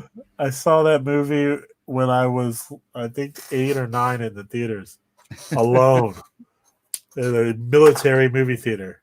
Excellent. AFES Theater. Yeah, play the national anthem before the movie starts. And then the post theater, we also like the trays that they have in movie theaters that fold out. We had those. And that was in 1982. Nice. Or 83. And then you could get into R-rated movies if your dad wrote you a note. Yes. That said, let my 8-year-old into this R-rated movie. Please approve my bad parenting decision. Or they were from the car to the box office if they just gave a thumbs up from the street. Yes. Random adult. Just go like, hey, that's my dad over there. And he's got his thumbs up. And you're like, okay, you can go to this R-rated movie because I'm sure he knows this is the movie you're going to go see. Not that other movie that's like PG or G. See, I got a brother who's 5 years older than me. So once Jason hit, I think it was 17, they started allowing him to give me approval authority. Oh, because he's a family member. Yes. Yeah. So I was 12 at that point. I did the math for you. I told you he was 5 years older. 17 minus 5 is 12. And this is how we do math. Yes. I didn't even show my work. Oh, now I have to rat you out. What'd I do? Don't tell him. You didn't show your work. Okay, your art is incredible. So I'm gonna be very careful how I phrase this question. I don't recognize the character. His name is Grant McKay. He's from the book Black Science. Okay, no clue there. So again, I'm not smirching your art is beautiful. I just don't know the character. He is one of my favorite writers. With Matteo Scalera. See? Oh, okay. Very cool. Very cool. And I went pink because even though on the cover the glass is red, I guess even in the book it's red. I guess my mind just read magenta. That's just the way things crumble. You're going rogue over there, aren't you? Yeah. You're throwing caution to the wind. I am. But notice how I was, for people who are watching or listening, notice how very careful I was in my phrasing, because the phrase that you don't want to get as an artist when people come up and they don't know who the character is who's that supposed to be? Oh, yeah. It sucks. Like, you just broke my heart, man. You're like, oh, that's Grant McKay from Black Science. Oh, yeah, I read that book. That's him? You're like, oh, that sucks. I guess not. I guess that's not. I know. That's the worst. Who's this supposed to be? You're like, I love them when they're so off base. Hey, is that like Iron Man in his spacesuit? I'll be honest with you. The only guess I had in my hip pocket was if it was some sort of version of it'll come to me, Adam Strange. I was like, is that an Adam Strange version? And that would be relevant because of the book that just, this new book. I just did an Adam Strange too. I think a couple of weeks ago. Like when the first issue came out, somebody commissioned me. I guess they got a bug. Well, yeah. And speaking of which, we don't yet know the fate of Heroes Con. If it'll be on, if it'll be off, we don't know. Are you going to Heroes Con, by the way? So just ignore John for a second. Even if it's off, Drew, my commission request stands. Just so you know. Yeah, everybody seems to. I mean, because we can, of course, I can mail it. Obviously, yeah, no problem. I'm not paying for shipping though. That comes out of your pocket. I know, as a Korean, this hurts you. What people are sending me links to GI Joe toys? Well, that's a good thing. I love GI Joe toys. Yeah, I do too. But I think John's back. I am. John, I did math and didn't show my work while you were gone. There, I told him before you could. There was this artist. I was in Pittsburgh at a show, and this artist next to me. And I'm gonna preface this with, man, I was doing horribly at this show. Like I sold one commission all weekend long, and I didn't sell any merch. Like I was paying to go to the show, pretty much, with the hotel room and all that. So this guy next to me, who's and I'm not besmirching print wall guys, but he had just these like really, and I'm not being mean, but rudimentary print. And when I say that, I mean with basic shapes. And that's fine. They were clever, but he was selling so many of them. He came over to me and he's like, "Hey, so how you doing?" And I was like, I'm not doing that great, but it's, whatever. I'm having a good time, He goes, "Yeah, man, I'm selling so many of these." And it was, and I'll tell you this too. It was 1 for $20. And this is what made me mad. This is the whole point. Because of what Jared said. This guy there's a sign, a giant sign, that it was staring at me all day. It said 1 for $20 or 5 for $100. I hate that. I hate and that. I'm like, you're doing math for me, and that's insulting to me. I hate that too. It'd be different if it was a deal. But it's the exact same thing. It's like saying, okay, or you could get 3 for $60. So then he was like, "Man, I'm selling so many of these things. They only cost me like 50 cents to make. And matter of fact, I'm sold out of so many. I think there's a Kinko's across the street. I'm just gonna go print like a couple hundred. Need anything?" I was like, Can you watch my table for me? I was like, "I need you to get hit by a car. Can we do that one?" It doesn't have to be painful. It can be over fast. It just needs to happen. And then the worst part is like on Sunday.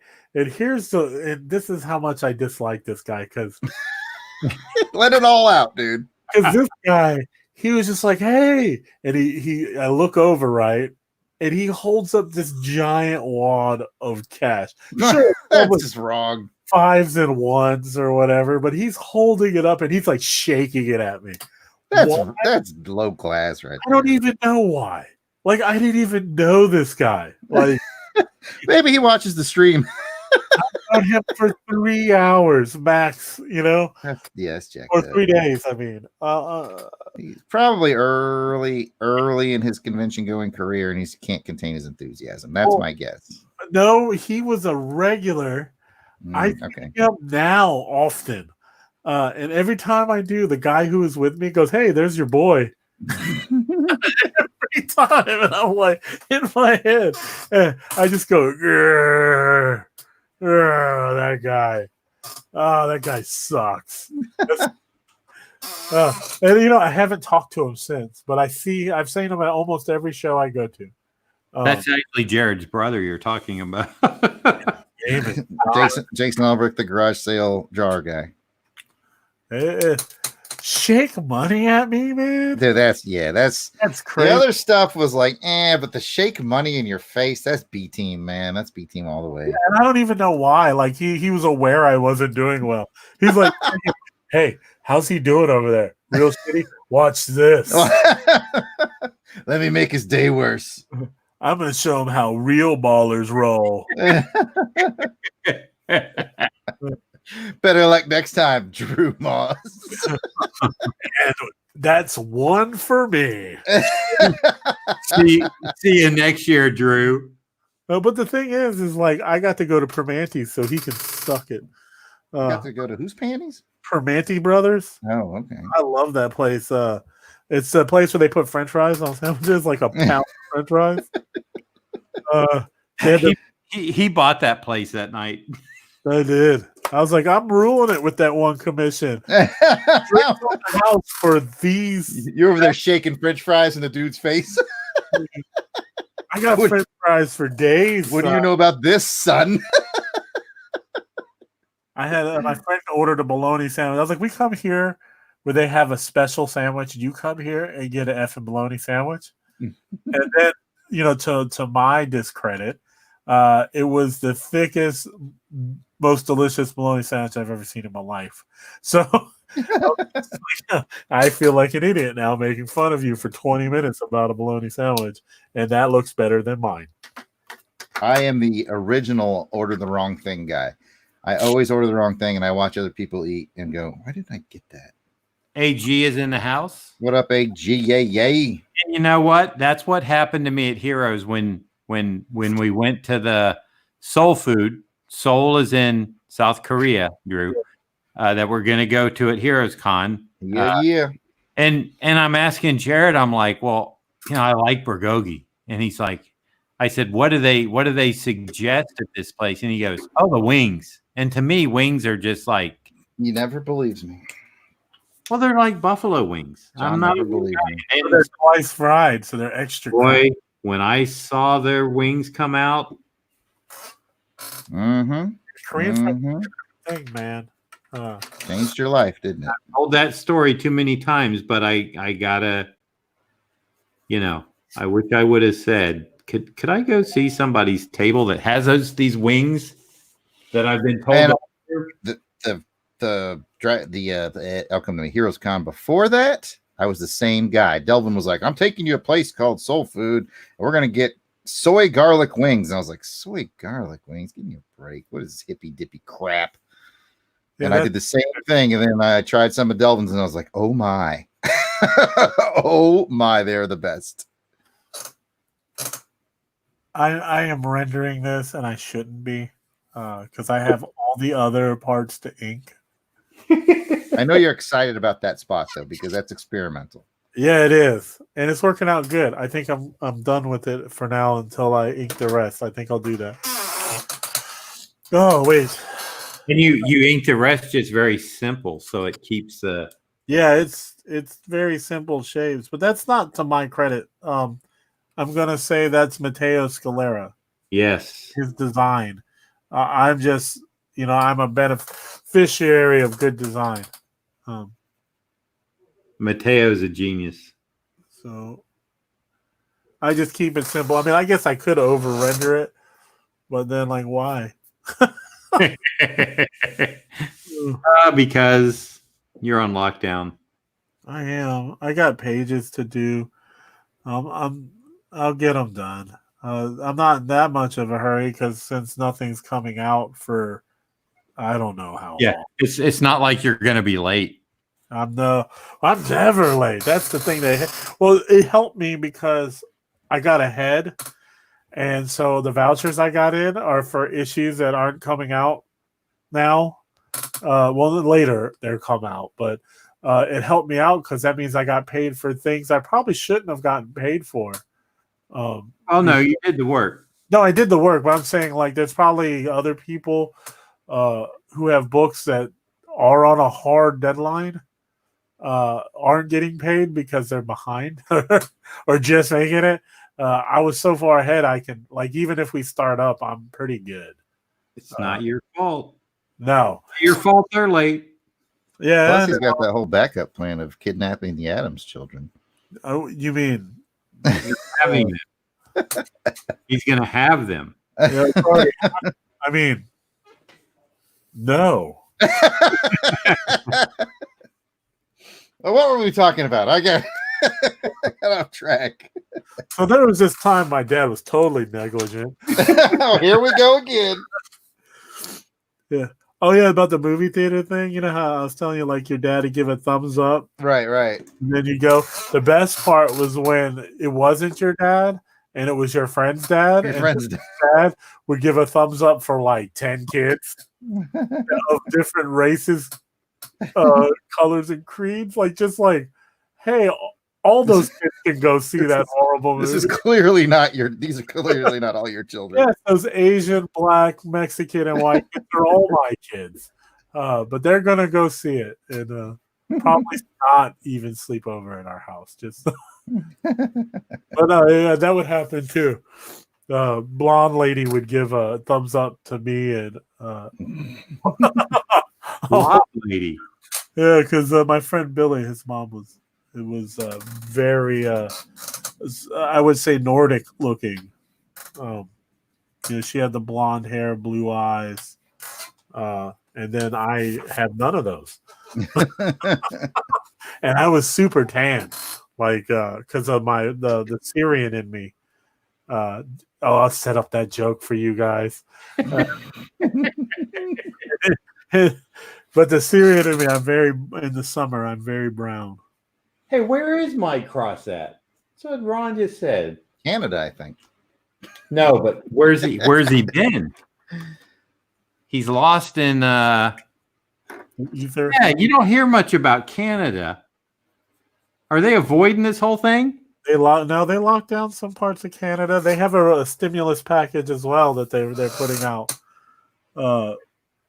And they have mortgage relief or mortgage freeze. I know they have that. Yeah, they rolled that out like almost. I wish they do that here. I mean, but that was just like they did it. I mean, there was no call my mortgage company and beg or anything like that. I know. That's the thing, though. I would take that over a stimulus check because that is the stimulus check. Pretty much, yeah. Like just say, hey, no mortgage or car payments. Hey, I got the 4 months car payments taken care of. I have to do that. I told my wife about that. I need to do that. But like, if you just roll that out on me, I think they're doing no utilities as well. I don't know how they can do that, but we also don't know what kind of profit they make on utilities. that's true. And in that respect, how long they could actually go without losing money. Because no one does anything for free anymore, John. And that's me included. Well, apparently I do. A couple extra prints, actually. I do artwork for people and they just don't pay me. But they don't get it either. So It's no longer yours. I've been drawing, and I've been doing this thing where I draw the wrong thing for people and then have to redraw something like that King Conan I did. I did the wrong one. And he specifically said he wanted the old one with the beard. And I drew the Buscema one, the young one. And then when I went to go, hey, man, here's your King Conan. And he didn't say anything. And I looked and I went, oh, I drew the wrong one. Oh. So that's why I have a King Conan in my store. I saw it. It's been very tempting. Are you tempting me? Do I have to steal your children? We may be able to work something out. Hey, Drew. Yeah. Drew. Yeah. Just do a Booster Gold or a Blue Beetle. Okay. Why? In full color. Because you'll sell it to somebody in the room right now. Well, I like drawing. I'm not a big Booster Gold fan, but my favorite thing to do is I do the same thing. I love doing his goggles because I don't render the lines in there. I just use the marker and do that. And to me, that's really fun. And Blue Beetle's the same way. Yep. And I think there's a little bit of upcharge premium on those two characters. Oh man, at least $3,000. Yeah. Great. Because they're kind of dumb. So no. Yeah, they're the characters you don't really like to do, so you got to charge a little more. Yeah. And plus, I really don't like the people who like those characters because this is going downhill fast for old Gerard. Those people are like that print guy. They have a lot of money and they flaunt it around because nobody draws their character. Like if you have your choice most people draw Batman, Hellboy, something like that, you know? You ever had anybody taunt you with a stack of money before? That is It is horrible. that is like street level thuggishness. the audacity of that. It's crazy. No, next time I'm at a convention with Gerald, I think I know what I'm going to do. I'm doing it to you, buddy. I'm doing it to you. I'm going to flash you my 5s and 1s. Especially when you're not expecting it. Like you're just like, "Hey, buddy," and you look up and you're like, "What's this guy gonna say to me?" And he's like waving money at you, like he's trying to blow a breeze at you or something. Like he's in a strip club and he's trying to get you to come over for a dance. Hey, buddy, look how worthless you are. That's just so wrong. I was like, man, this guy really doesn't like me.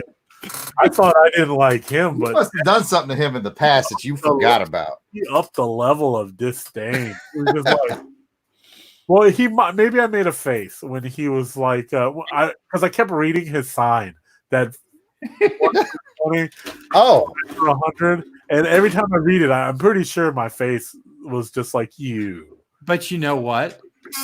How many people like don't understand that there is no discount? It just sounds, you know. Yeah, it's ridiculous. I'm sure everyone should know. Yeah, but there's people out there that they're like, wow, I'll get 5 then. yeah, 5 for 100. That's a deal. I can top this, gentlemen. I saw a guy who had print sign that said $15 each or 3 for $50. Oh, that's horrible. Yep. And I'm Yeah. like, I don't think he even realized it. That's Oh, he it's not thought a he was bargain. doing a deal, huh? Yeah. That's not even a bargain. That's like $5 for putting the numbers together. I was just like, what? I'm gonna take 5 from you just because I did wrong math for you. I took a picture of that sign and texted it to my friends, and I was like, let me know which one of you guys is the first one to get it. Wait a minute. That math doesn't add up. You know, I think you're right, though. He probably didn't think about it. I don't think he did. I mean, the audacity. Well, It takes money at All right. people. in all honesty, it was Jared. It was me. God, I would love to do that just to have that first conversation. That one guy who goes, You don't understand. If you buy 3 separate, they're going to be more expensive. I have to touch 3 of them. That's a $5 upcharge. There you go. If I only touch 2, you can pay 15. The second I touch a third, ugh, the work, man. Have you seen a stack of 1s and 5s before? I'll be happy to show you one. Oh my goodness. I don't know if you've ever seen that moving. Like, have you ever seen moving? like the motion of it, like how it moves. Because I want to show you it. Like, geez, like I don't understand. I don't know why he did that. Drew, I wish you had a big stack of 1s and 5s right now that you could just like do. Yeah, just right here on the show. The sound alone is obnoxious. You think it's just paper moving around, but it feels like more than that. It feels like resentment and hate. That's a classic story. Yeah, But- one I like to relive, by the way. One day you'll have your revenge, maybe. The one commission I did sell, the guy tried to steal. No. Yeah, he picked it up and just walked away. And my friend was like, did he pay for that? I was like, I don't think so. So he just jumped over the table and chased him down. You know, that I think we've all had that awkward moment where both parties can't remember. You know? Well, I don't know if this guy didn't remember. He did have an awkward face, but I saw him again at Heroes. The same it- thing. He was like, "Oh man!" Like out of nowhere. It wasn't even like we had that moment of recognition. Like, "Hey, I know you." He just walked up and was like, "Dude, I don't even collect art anymore. It's just too expensive for me. I'm really sorry about what happened, but art is not my thing anymore." And I'm like, "Wait, I don't even recognize. Oh, now I know who you are." Like, like it took a second. Like, who are you? We figured you'd recognize this is the only commission you had at that show. I mean, yeah, that was like 3 years later. Yeah, you should have been able to just check your money and go like, I know he didn't pay me. This is what $100 looks like. He didn't pay me. He did pay me. He PayPal'd it to me. Which happens. So so you didn't have the money to flash back at your print buddy. No, I could have waved my phone at him. So the print guy is still around? Yes. Oh. 100%. I see him all the time at like all types of shows, not just comic shows, but like those pop culture shows and stuff. Does he have like a whole wall of prints? Yes. In all different categories? Yes. From movie, TV, comics, whatever. I'm not going to go too far in detail because his stuff is very specific. He doesn't like copy other people's things or anything like that. He's not a total piece of garbage. I'm Joe. I'm sorry. But he does do his own thing. It's very simple, but it is. I don't know. It looks cool, I guess. But don't tell me you spend like 50 cents on them and you're charging $20 and you are just crushing it. Like life is on hold for everyone else, but Gino, your life is moving forward because you're keeping yourself moving with $1 bills. You piece of no, I'm joking. I don't care that much. let it all out, dude. See, I would hazard a guess, but at the price point you're saying, I know this guy that does very well at shows with a ton of prints. I mean, very well. But he doesn't sell them the way you're. Oh no, this guy still sells them like that. Yeah, I don't. This guy never was at 20 a print to start with, and this guy is actually a decent guy. But I always joke with him that leave some money in the room for the rest of us. Well, these prints aren't even 11 by 17, John. Oh, okay, they're squares. They're probably I want to say 10 by 10, maybe 12 by 12. Which is baffling to me because it's even like smaller. It's smaller. you're charging even less. And all the work is not like it's all. I mean, not to devalue it because digital is digital. I mean, apparently it's got some value. Yeah, I mean, I think it looks cool to be honest. The stuff he does, and I don't care that he's doing well, but. And like I said, I'm not besmirching his work. I think his work is, like I said, I think it looks cool. I think it has value. My problem is that, like your bottom line is 50 cents or whatever, and you're charging $20, which is fine. But you wave money at me, man. That was a line. Like, it's so funny. Like, why did you do that? Like, why would you do that? That is weird. I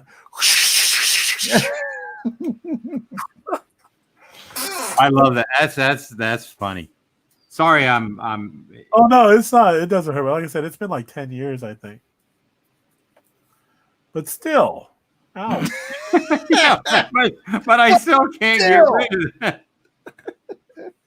I mean, like you have to experience that to really understand how much it is, how disrespectful it feels. Like, hey, buddy, ballin'. And then, like, just go on with your day. Oh, yeah. Like, that never even happened. I but I did get to meet Mike Grell there, and he told me really awesome jokes. And Drew stories. keeps going. We're gonna find out who this guy is. I'm not gonna say. Mm-hmm. Yeah. I got the choice spot, the one in front of the bathroom. That's nice. Yeah. Everybody goes there eventually. Well, choice, that's the. I always say if you are in a spot where there's nobody on the other, like directly across from you, that creates a no zone.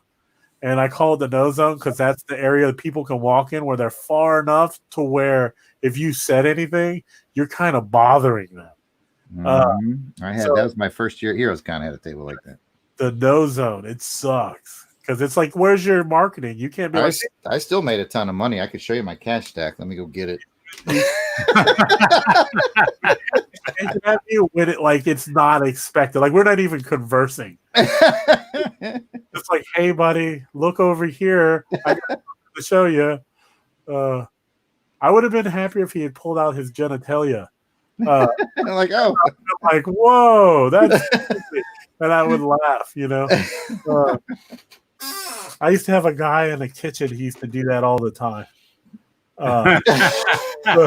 I'd be washing dishes and I'd hear my name and he'd have his apron on and he'd point down and there it was. And I'm like, oh, you suck. And we're supposed to believe Drew fell for that every time. Well, no, here's one. The same guy, right? And that's the crazy thing. This guy was the kitchen manager. So he actually had authority. And I used to open the kitchen in the morning at like 7:30. So I had my own, I had the keys and the code and all that. Well, I get to work one day and I'm like, all the alarm is disabled, right? All the lights are on. And I'm like, what's going on? Like, and I go back and I'm really cautious because somebody had tried to rob the place recently, right? And I was like, oh God. Like most people would run the other way, but I did the total horror movie thing. And I was like, let me check it out. And I went into the kitchen. All the lights are on. The hood system was on. And I go to the back line of the kitchen. And this guy is on the table, crouched with his pants off. And he has his penis on a scale.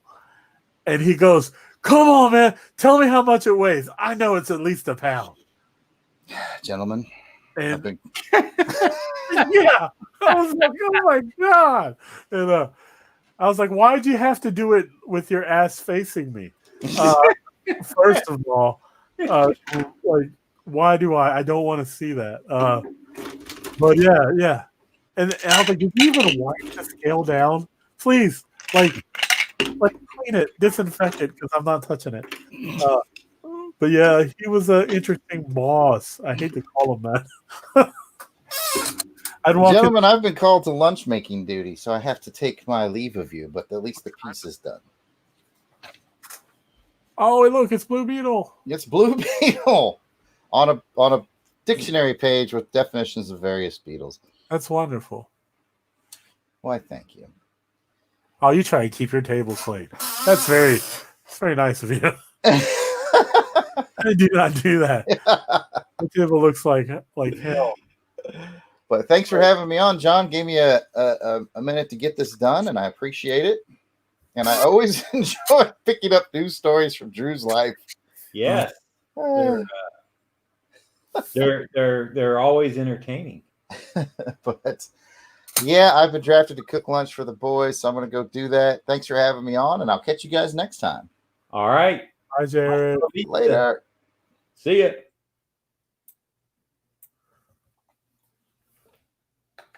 Okay.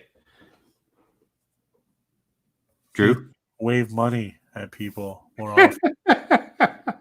I think he was waving money at us when he left. He's like, goodbye. Yeah. I have money. That is too funny.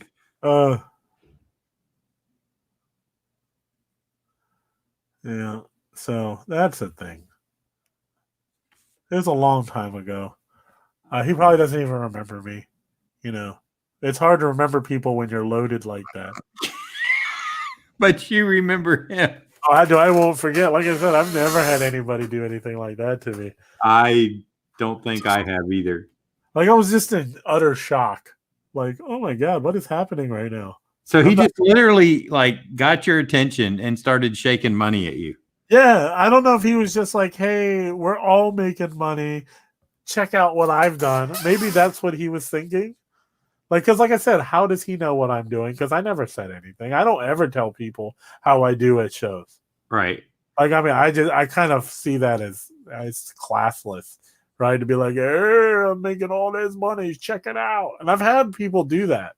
I have had people show me what they made, like, and sometimes like I've had it happen once where somebody showed me the cash they made, and it literally blew my mind. Like I was like shocked. Like I was like, oh my, like you made that here? It's only Saturday. How do you make that much money? Like cash. And he was like, it's not even my digital, it's like my square. And I'm like, how? Like, I mean, dude, like I'm talking like like it looked like giant, and they weren't ones, they were 20s. Because that's what everybody uses at shows. Right. Yeah. And I mean, this was a pretty big name guy at the time. And because he was buying something from me, and he actually bought some pages from me, and he bought a commission. This artist, which I was like, wow, this is weird. Because usually artists don't buy stuff from me. They just go, hey, because they're trying to make money. Right. But he bought like 3 or 4 pages and a piece of art, and I wanted to give him a deal on it. And so I gave him a price that was, I want to say at least $100 off, because I think we bought 3 or 4 pages. And he goes, well, how much would you normally charge for that? And I told him, and he goes, well, then that's what I'll pay. And I was like, well, why? I'll give you, it's no problem, dude. And he was just like, no. And that's when he pulled out the giant wads of both hands. I'm telling you. And he goes, I'm fine. I'm doing okay. So you charge me whatever you want to charge me, and I'll pay it. So yeah, I charged him full price. And I brought it to him. And he was really nice. Like, to be honest, that's why I say that's a different thing. Right. That wasn't a showing off. He was just trying to tell me, hey, don't hold back. Like, I pretty much think he was telling me I could overcharge if I wanted. But I would never do that. So I felt like I wanted to deliver his piece to him, because I was like, dude, you paid full price when you didn't have to, because he was buying, like I said, 3 or 4 pages as well. And he was actually very complimentary. Now, he did say something that kind of made it real awkward. He said, he looked around and he said, you see all these guys? He's like, I paid for commissions from all of these guys too.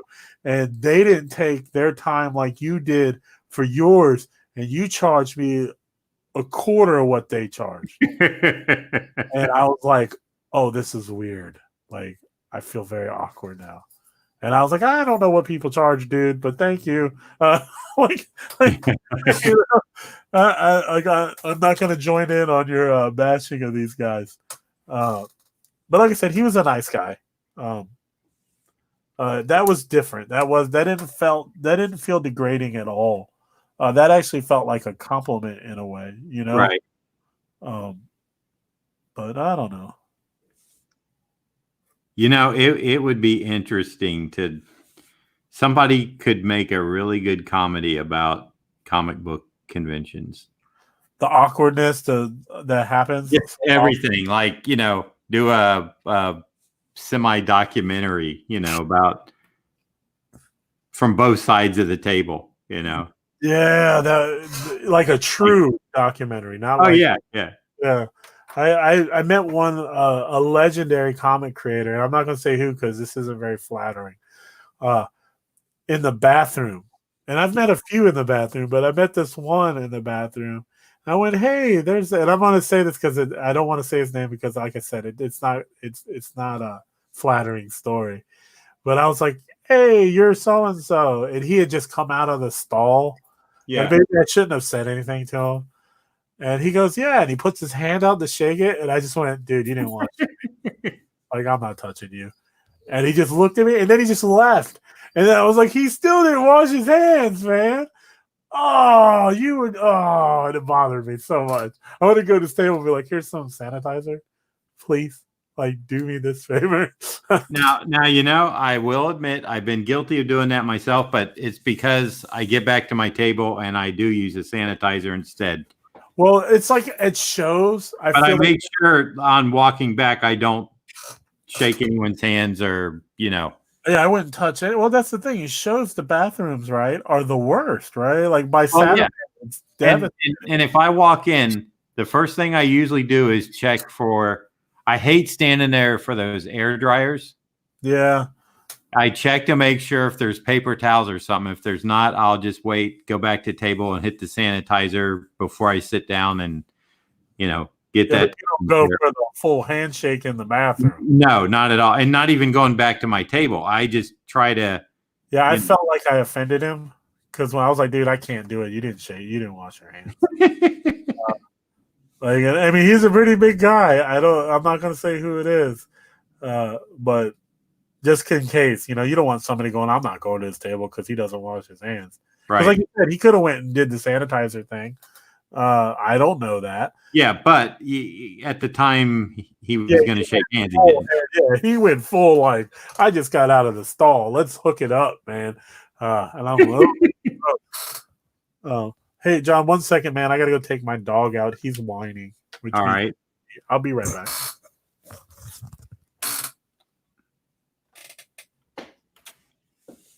Hey, Coffee Breath. And hey, Don, how y'all? We're just doing a little work, trying to entertain some people, telling a few stories, as you may or may not have heard. Glad y'all could stop in. I was going to tell Drew, probably going to have to end this stream in about, what time is it? In about a half hour, because I have to go pick up some groceries for my mama. My 92-year-old mother. So got to go get her grocery shopping done. Soon to be 93 on April 10th, she will be.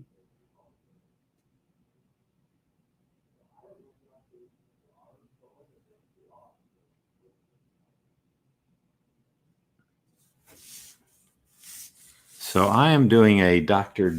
Doom, and what you're looking at is his tattered headpiece. It's actually a homage to the cover of Secret Wars 10.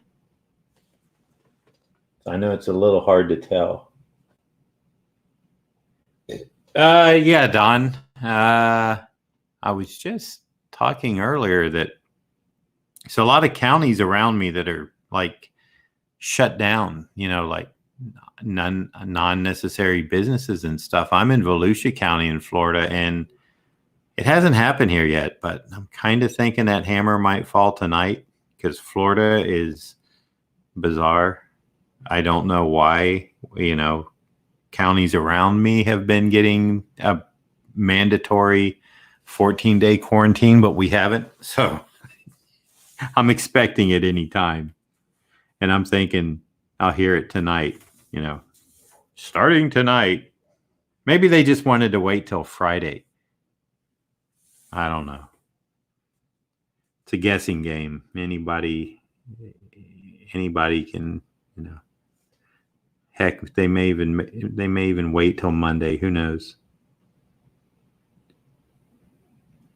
Let people get their last weekend in. I don't know. That would be kind of weird too. Mama in Pompano. Did they, Coffee Breath, did they put a mandatory quarantine in Pompano area? Or is that just one of the hot zones in Florida right now?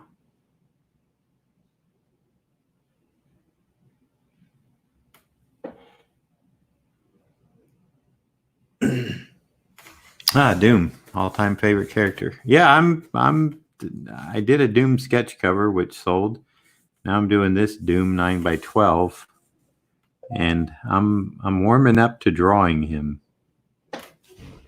He used to be a little bit tougher, but since I've done him a little bit more recently, he's kind of fun. Gotta say.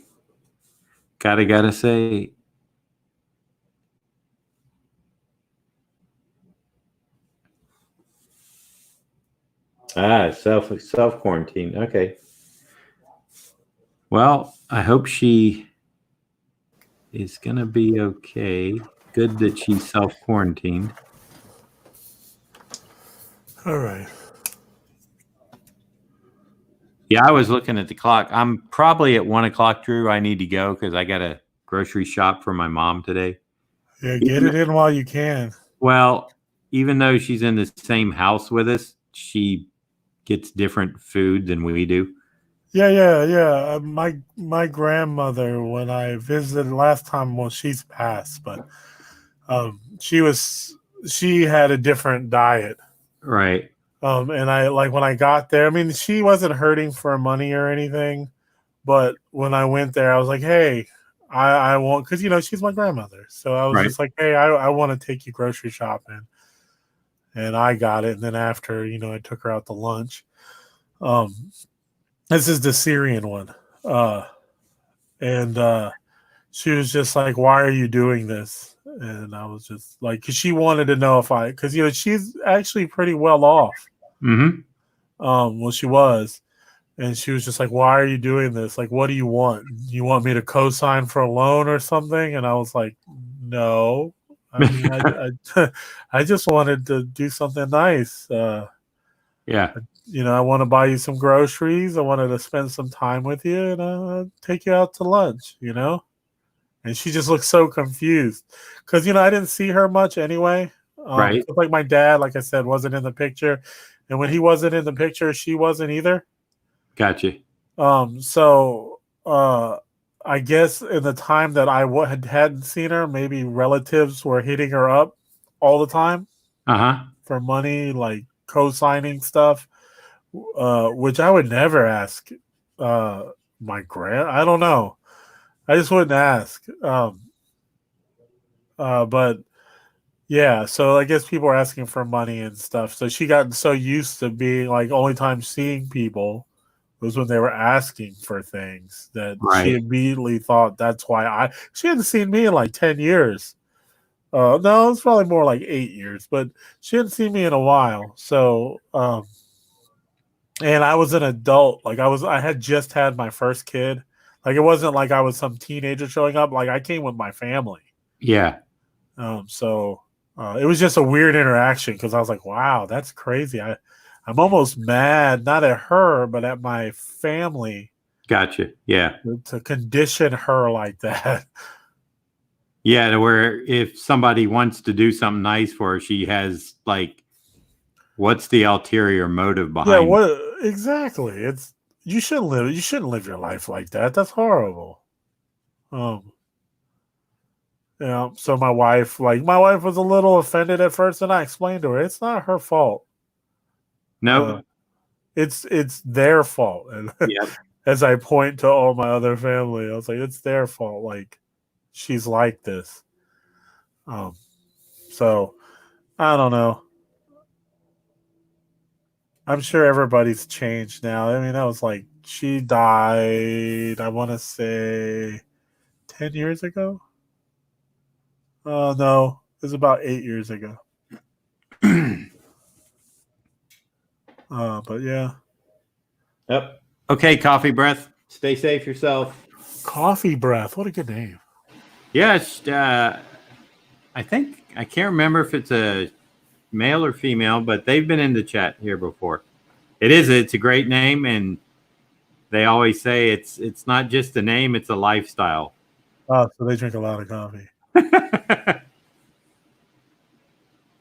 In my experience, Coffee Breath doesn't smell great. No, it doesn't. And if it's mixed with cigarettes, it's even worse. Oh yeah, cigarette breath. Cigars are the same thing. I smoke cigars, but they stink. I will say, I have a friend who drinks a lot of coffee, and when we're at shows, he brushes his teeth a lot too, though, because he can taste it. Like he knows, and he's like, "Oh man, I gotta go brush my teeth," and then like he'll just leave the table, and he'll go brush his teeth and come back. Yeah, it's very self-aware. Yep. It's when I drink coffee at a show, I'm always looking for gum or something, you know. Yeah, I keep mints and gum on my table at all times. Not for the breath thing, but more because my throat will end up hurting from all the Right. talking, and Yep. it just keeps the moisture in your mouth. Which I'm doing right now, hydrating. There you So go. the inks on that are done. I want to say a third of the colors are done since I did the mask already. Because I don't think there's going to be a lot of. I think this is all white, to be honest. There's much color left, and other than the background, let me look. You let me know, because if you're at a break point and you need to do something, or if you want to finish that, we're good. Okay. Yeah, just some yellow. Thank you, Dr. Kaz. Always a pleasure. Good that you could stop by. Hopefully, I don't know what's going to go on with this quarantine for my county. Like I said, I'm really we could be quarantined right now, and I may not know it. I may go outside and get pulled over by a cop. Yeah, I think you'll be all right, though. Yeah, I would say, hey, I've been inside all day. I didn't know about it. Go do your stupid job. That's what you should say. Let's see what happens. Well, yeah. I mean, if they're going to do that, they should. I would have got something from the building, you know. I just want the story involved of you yelling at a cop. So I'm like, I yelled at this cop and he threw me in the back. I don't know what was going on. Yeah. Hey, I just called him worthless. But don't you know who I am? I ain't Secret Wars. Here, let me show you a stack of 1s and 5s real quick.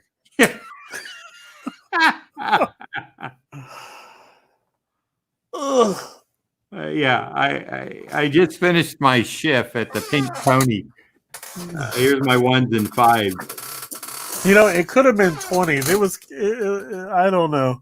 I just, in my head, it makes a better story if it's 1s and 5s. Because it wouldn't be so much. Yeah, then I feel a little better. No. Well, if he was selling prints for 20s, I got to tell you, Drew. Yeah, it's all 20s. It was probably all 20s. And it was a wad. Like if he was more, I don't know, if he was more humble or Right. humbler or whatever, I think I would have been rooting for him.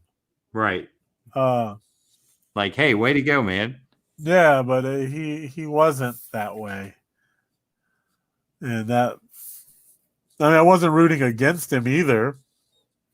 And that waving money thing happened at the end of the weekend, so it wasn't even like I would ever have the opportunity to be like, I hope that guy doesn't do well. He's already done well, right? Which I don't think I've ever had that thought in my head before. Like, hey, man, I hope that guy doesn't do well. What a strange thing to say. If I was a person who did that, just be like, hey, I'm gonna say this really weird thing. I'm gonna walk the floor and say, I hope he does bad. I hope he does bad. He can do good. He can do okay. Yeah, it's weird, right? I'm sure people. I don't know. Maybe people are like that. I don't know.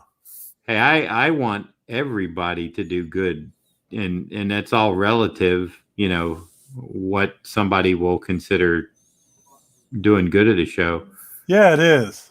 But you know, it keeps the shows alive too, because a lot of people, a lot of artists and stuff, they don't consider the vendors that pay for, Yeah, I know they pay more per table than right. artists does. They're the ones that keep the show alive by buying tables and selling stuff, which can bring us in as guests. So what is odd is I never wheel and deal. I tried. I used to with the dealers, the retailers. But I will, if I'm walking by and I see a good deal, Like what I'll do is I'll go, hey, look at that thing. I want that thing. I wish it was for 40. I'd buy it, but it's 60. And I won't go to the retailer and do that, which I should be like, hey man, I'll pay you 40 for that. And they probably do it.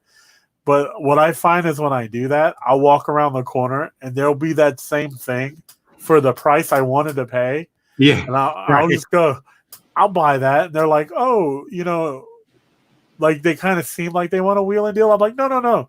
That's what I wanted to pay. So let's just do this. Like just bag it up. Let's go.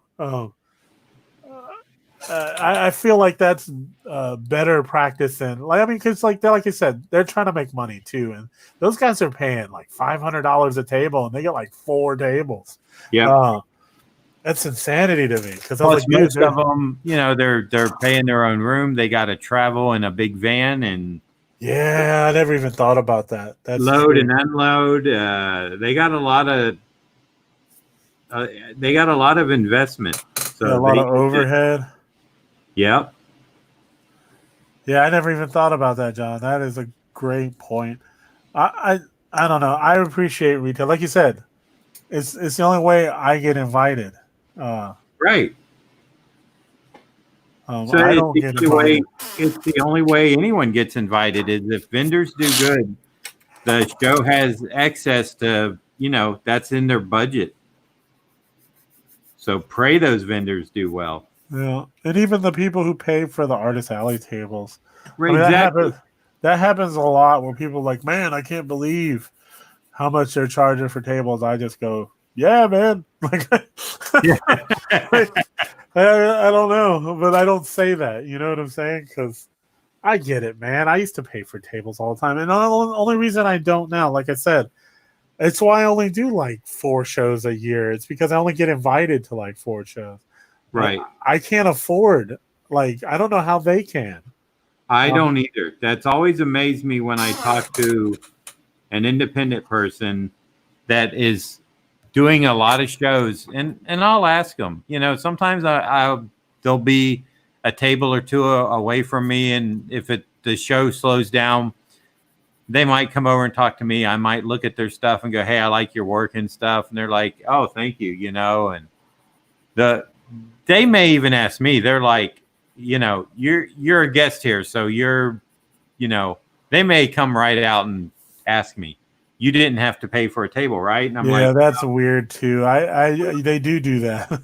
I'm honest with them. I'm not going to tell them no. And I said no. I said, lucky enough, I have a few things under my belt that. Yeah, exactly.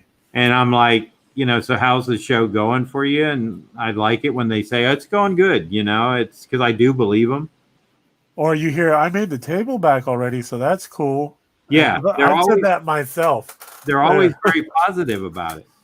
Yeah, I like it. I've run into negative people, but I choose not to focus on that. I feel like those people weren't going to be happy even if they did make their money. I just feel like if people want to be negative, they're just going to be. There's nothing you can do to make them. I've tried to turn people's mind like, oh, well, but hey, who did you talk to? Why talk to this guy? Well, that's cool, man. You wouldn't have that opportunity if you didn't get a table. And they're like, yeah, but I'm still like $100 short on it. I'm like, oh, man. But see, and I don't know. Like I said, there's certain people that I know go to shows all over, and I know they're not I know they're not being comped a table or a room or anything. I don't know how they make it because some of these shows aren't cheap. No. If I can get the room paid for, it's wonderful. That's, yes, that's amazing. That doesn't always happen, but some shows it does. And like I said, it's like, wow, that's great. That makes it easier. Because like I said, if I can stay home and just make money by drawing comics, right? I'd rather do that. Just because I get to be home with my family. And like I said, I don't have a spleen, so I do get sick really easy. And if I can avoid that whole situation too, like being around a bunch of people where I could possibly get sick. And I would say 80% of the time I do get con crud. It is what it is. But I don't know. Sometimes I also like seeing people I only see like 2 or 3 times a year. Right. That's fun. I love seeing like especially heroes. Yeah, that's It's the best. Like for that, like seeing everyone you don't get to see. and even then I don't get to see him if I'm really busy. That's true too. Most of the time, that's true. But I try at least to say hello. We always do I'll come by your table. That doesn't happen most of the time. Right.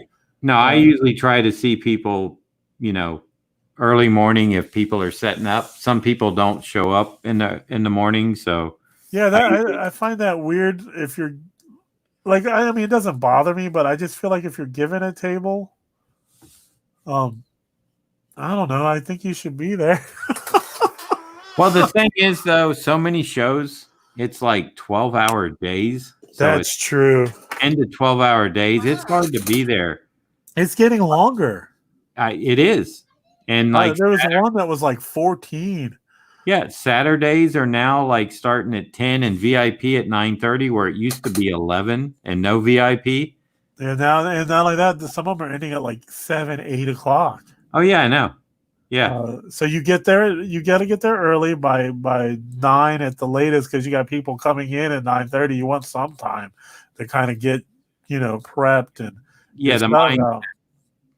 And so that means you're there at 9 and you go and by the time you get out into your hotel room, it's like 8:39. Not to mention, like, you probably got up super early just to make it, Ron says I've been under strict no travel orders for the past 3 hours and just don't know it. Oh, wow. But he's joking. Oh, okay. Ron I think Ron would call me if something like that was going on and go, "Hey, did you realize your county is now under Yeah, you should really go home." Did you go, really? Bah! I'd go, well, I'll leave when they come kick me out. And I'll make sure to fight them. That's right. What I do. I'll tell them, look, pull that Walmart footage up. I'm innocent. That's what I am. See, that's your 10-year print guy. That's my, I did nothing. I walked over to have a conversation. Well, and that guy like swung with his girly tiger claw thing. Well, at least, the only thing that sucks about that is that he got away with it. Yeah, I know. Like I said, I could tell he knew how to talk to police, and I had never had to do anything like that. Yeah. And they almost seemed like they were siding with him. It just blew my mind. I was getting, angry at the police department too. Yeah, that's understandable. I mean, I'm like, you really have no problem with this guy parking this way. This guy swung at me. And then he interjects, "I was afraid look at how big you are." And then the second officer that comes is this he's not that tall, but he's a fire plug. And I'm like, okay, so should I be afraid of this cop that just walked up? Look at how big he is. Kind of getting a little dig at him, but he's a big guy. He was he low center of gravity and probably weighed, maybe 350 or so. Wow, yeah, that's a big guy. That is really big. That's like 100 pounds on me. Maybe I'm even if it was, that's still. But he was probably about 5'7", and he was broad. He could. Plus, he's a cop, so he's trained to defend himself. Oh, are you talking about the guy who swung at you? No, the guy that swung at me was nothing. Yeah, he's little. He Oh, I should have done this helmet red, Don. Why- That pink, that magenta is just clashing with that red and yellow. You can still go over it with red cane. I you can. can I- go around the white. Yeah, I know. I can go over it. It's all right. I just have to go over it again with the white to reinforce it. Right. You know what? I think I love pink and magenta, Yep. but it is not looking right with that red and yellow. Even though I'm gonna do like the cyan in the background, and Maybe you should do it and see what it looks like at the end. yeah, You're not getting a full view, right? yeah, that's true. Maybe You might like it better when it's done. that's true. You're right. You're right. You're right. I mean, why do anything now? Yeah, especially since it'll be done, and then you can go like, well, it's done. It's not that noticeable anymore, you know? Yeah, it doesn't bother me as much. Yeah, you're right. I'm gonna do that. You're getting hung up in one area. You're that far invested in it, you may as well take it to the end. Well, I put that red in, and I was just like, oh, gross. It's not really the yellow that's messing it up. If I had done these little red circles and that magenta rhodamine, Yeah. I think it would have been fine. You wouldn't even have noticed. But then I looked in the trade, and yeah, it's supposed to be red. But for some reason, because the magenta in this book is so overpowering, like not in a bad way. I guess it's supposed to be, but like look at that. Like there's so much pink and magenta in that. Right. And my mind just went there. Like even though that's red, obviously, but then like look at this panel. Yep. And then it's like, oh, and then it's either blue or cyan or pink. It's just blue, cyan, and pink, and it's just You know what? I didn't know, but apparently, and I don't think they're going to reissue them. They have big volumes 1 and 2. It's just Mateo's work in black and white with the wash. Yes, they have them in full size, don't they? Like 11 by 17. Maybe they were, and I don't know if they're going to do that with the 3rd volume or not. Because I didn't know about them, and Yeah, so I didn't either. So it was- Raleigh, I talked to him, and him and Jason were like, "Oh," because I was just complimenting his work. I was like, "This is really like unreal to see the black and whites," and he was like, "Oh, then you haven't seen the full size ones?" And I was like, "Is there such a thing?" And he's like, "I think Jason was the one who's like, yeah, good luck finding them, because yeah, they're out of print." Yep. What they need to do is reprint them with the 3rd one. I know I looked for them and I couldn't find them. Yeah, no, I think they were a very low print run.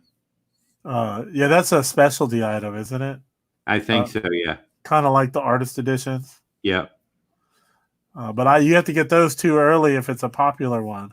I mean, some stick around. You know, with the 3rd one coming out, they should reissue the first 2 and put the 3rd one in, and maybe a nice slipcase for all 3.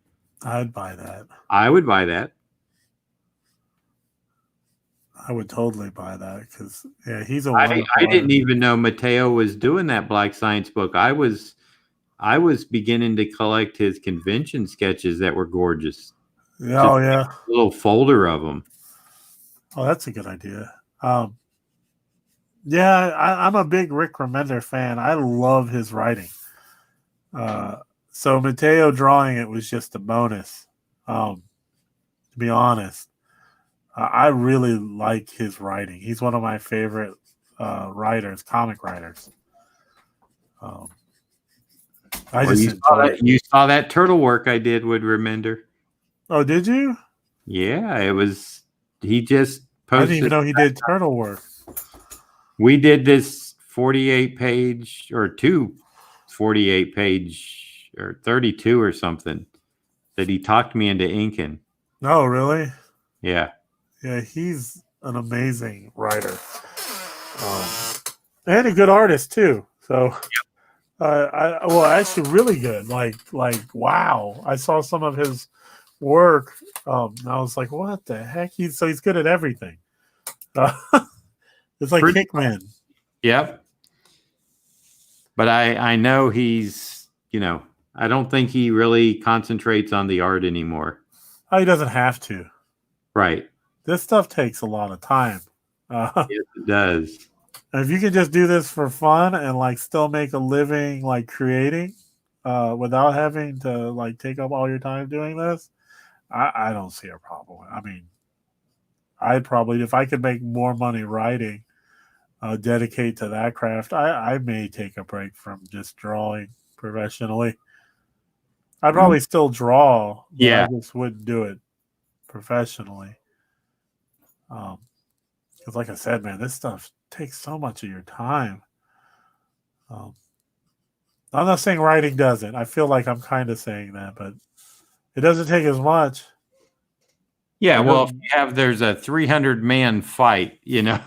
it's easier to write than it is to draw. In a crowded subway station. Right. I'm like, oh. I remember one writer I worked with, he was like, I need you to draw, this is what the script said. This scene is filled with tons of spiders, varying size and shapes.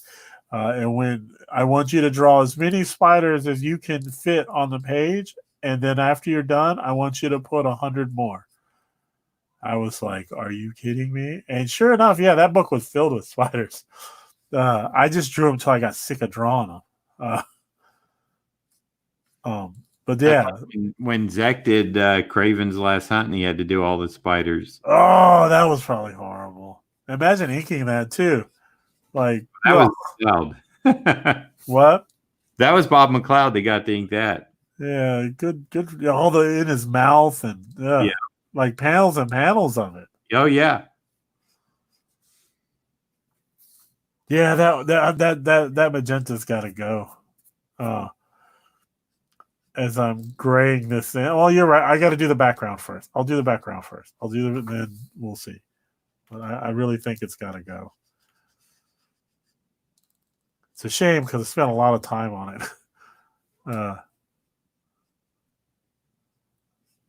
I got to find that right red too to do it. I think it's the poppy will do it. It's still going to have that magenta in there though. Right. It's not going to fully get rid of it, but yeah, I think it's got to go. Shoot. We'll see. Maybe it'll do something cool that we both, I'm not suspecting is going to happen, but it might. I doubt it, but hey. I just hope it doesn't ruin it. That's just my fear. Hey, that storm piece you did, was that? Which one? The one that you just did like earlier. Oh, the Blue Lightning one? Yeah, was that for somebody? Yes. Yes. I finished that, and the guy was like, "Oh, it's looking good so far," and I went, "Oh." I didn't have the heart to be like, "Well, it's kind of done." Right. But I'll tell him that if he hasn't assumed that probably today, because I need to get his address. I'm doing a mail run on Monday because I sold a Vampirilla cover. Nice. And the Jay Garrick Flash thing, I didn't have, like, I've been emailing my 11 by 17s in the hard shells because it keeps the corners from bending. Right. And they're only like, I get 10 of them for $26. So yeah, the cost is around $3. I charge for the shipping is usually around 10 to 15. So I charge 15 to 20. So it's like, it kind of, the shipping and handling costs, only thing I'm not getting paid for is the time. But well, when you put them in the top loader, does the post office have a envelope they will fit in? Yeah, I have an envelope. Which one? I have a 13 by 19 bubble envelope. Okay, you buy it yourself though. I buy them in bulk. Yes, I get like 100 of them from Uline. No, I got these from eBay. Oddly enough, and like sometimes it's hit or miss. Sometimes you get them and they're garbage. Right. But these are good. They're little. They're 13 by 19. And then the interior is or no, it's not full 13 by. The interior is 12 by 18, Mm-hmm. and then with the little 1/4 inch border, that adds 1/2 inch, so 12.5 by 18.5. Right.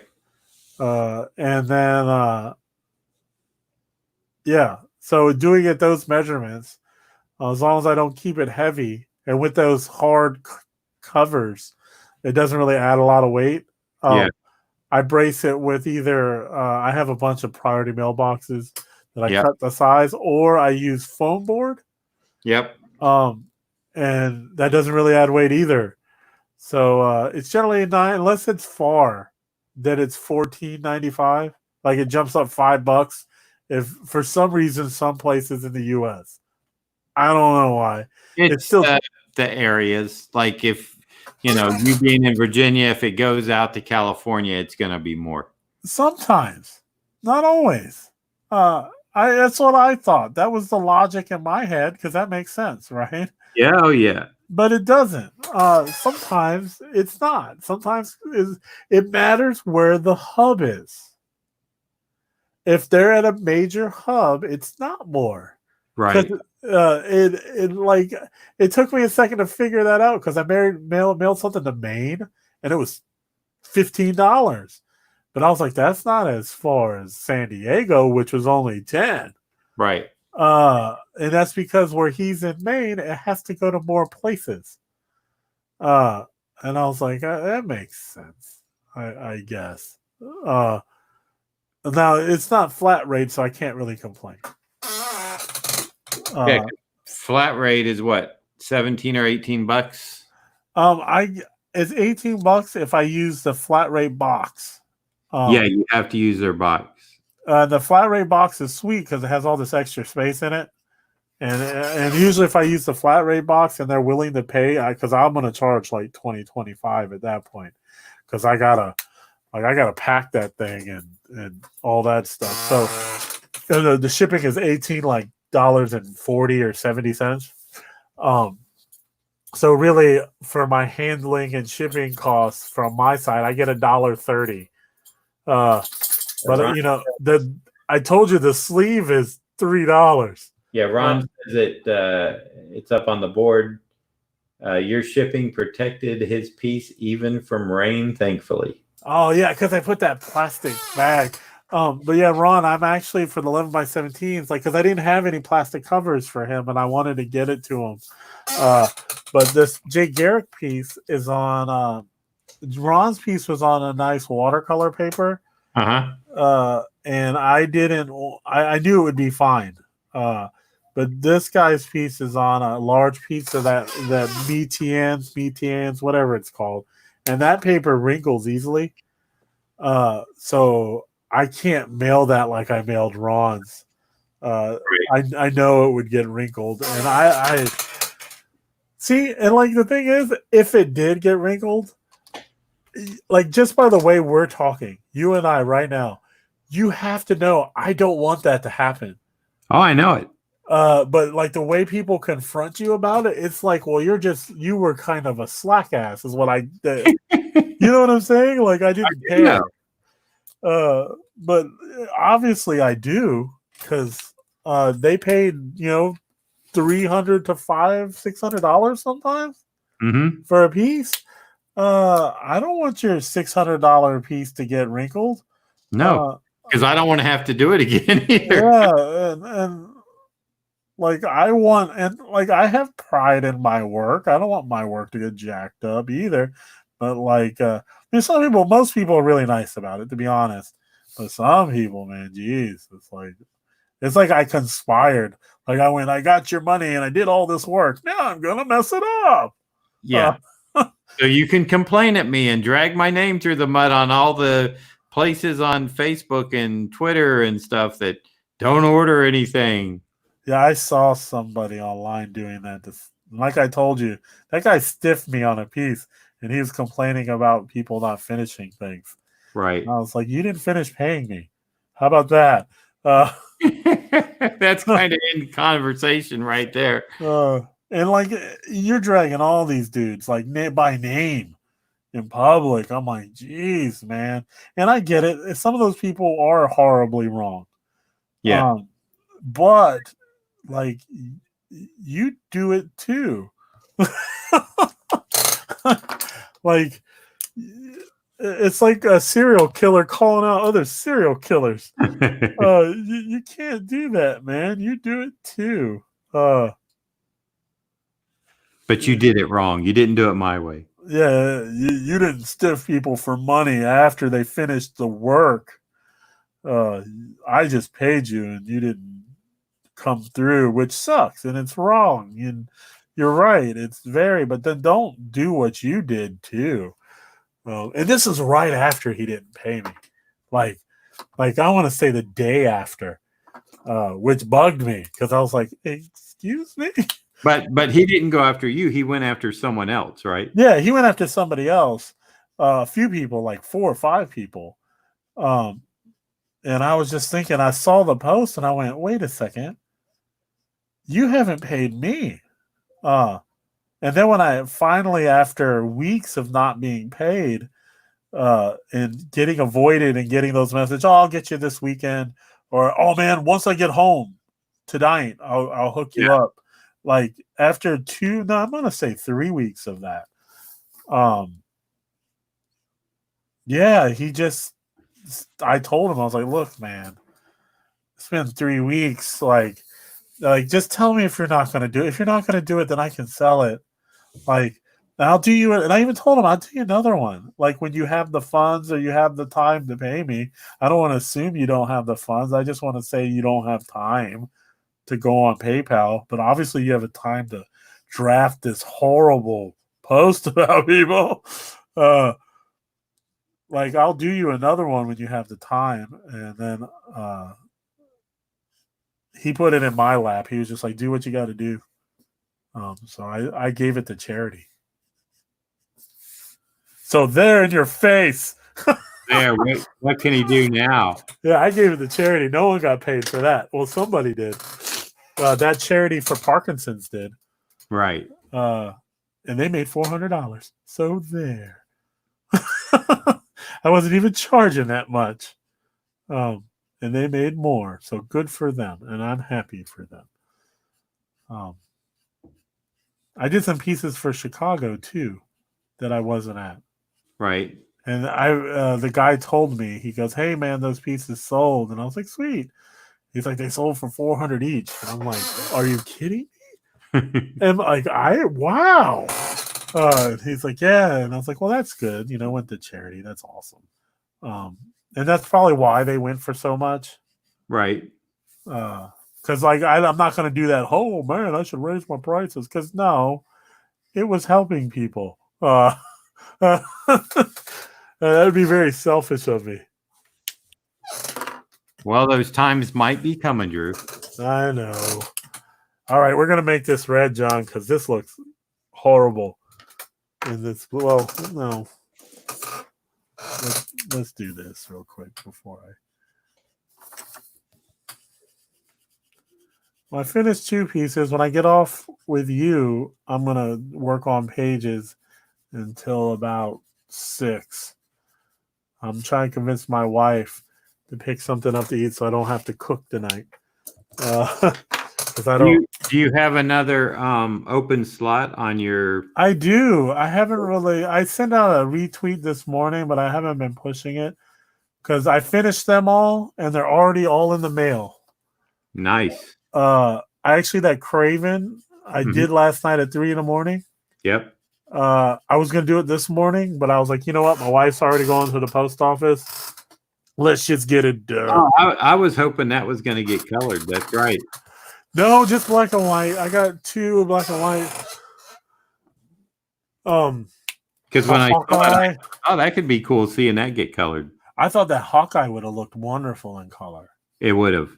It would have looked real nice in color. But no, they wanted black and white. And like I said, of course, that's an upcharge. And maybe he didn't want it. Or maybe he just... Because there are people who don't collect color stuff. Yeah. No, I totally, But it would have looked nice. That purple. But here's the best part, John. I have a digital file, Yes, you do. and I could do it and color it. Yep. And that would be fine in my head. One, because it's mine. But two, it would look like I wouldn't ink it again because the person owns an inked copy of it. Right. But coloring it is like it's now a new piece to me. Yep. So you know what? I might do that after I finish these pages since I don't have anything else to do. Well, I have another. I picked up a gig with an anthology that was for the book market, Uh-huh. and apparently the book market is still working. Like they still have distributors that aren't Diamond. Right. And I'm not besmirching Diamond. I'm just saying there's only one. So if they close, then everything's done. The book market uses different distributors. So that gig is still happening. I just confirmed it a couple days ago. So I'm going to get that done. I'm going to do thumbnails for that after I finish these pages. Luckily, I have that. And it's only one paycheck that's not that big because it's a charity book. Right. But it's something. So I'm not like, there's a lot of people who don't have anything coming in. True. Since the Marvel, well, not Marvel, since Diamond decided to shut it. So, which I understand. I mean, Yeah, but I saw maybe it was a girl that said she got the call or the email for pencils down, like stop working right now. yeah, I got something like that. And so she was talking about, people have asked me about commissions in the past and I never had time, but now I do. So yeah, I've seen a lot of them show up all of a sudden from people I haven't seen them from. Yeah. Dude, yes. I mean, it's going to be a competitive market. It's just like going to a show. Right. At that point, like people are going to want it yours or not want yours. Like, I don't think we're competing because like we all draw differently. Like I'm not saying like your art is different than my art. They probably come to me for color more than black and white. You do more black and white. So it's like we're totally different markets. Yeah. In that sense. But we're in the same field. By the way, I'm keeping that magenta. I think it looks cool with the background. Yeah, see? I told you got to get it like done and then reassess it. You're right. And that's experience. You have that experience. That was a total experience call there. If I didn't have you here, I would have already changed it. Like half an hour ago.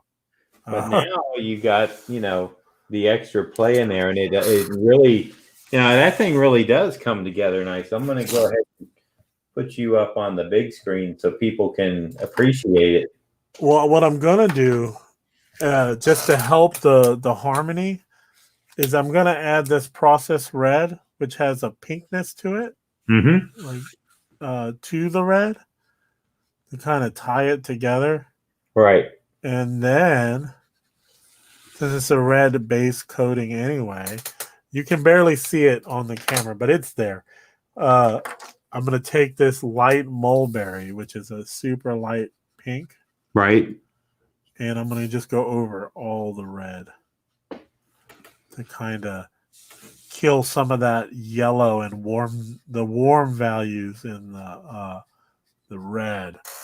That's not enough. I'm going to have to go. I'm going to have to go stronger here, John.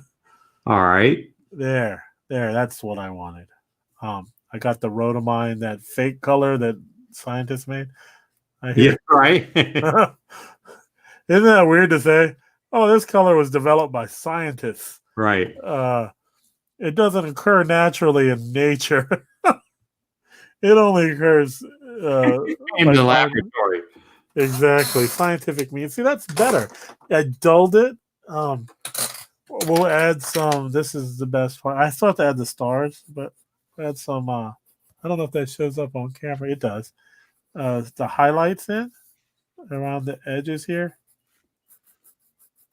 Yep. And just when I take a picture, it'll look even better. Thank goodness for this paper. Really. It's I used to do some Canson stuff, and I really enjoyed it. It took some convincing at the start for people who buy stuff from me. Right. Because some of them, I'd ask them. I don't have to ask anymore. Most people expect it. And when I don't do it, they go, "Oh, why didn't you use that paper?" And then I got to explain why I didn't. But now, well, I've also had people go, "Don't use that paper." Right. But generally, I'm going to use it if it's in color because I like the way I can accentuate things and the harmony it brings to all the color pieces.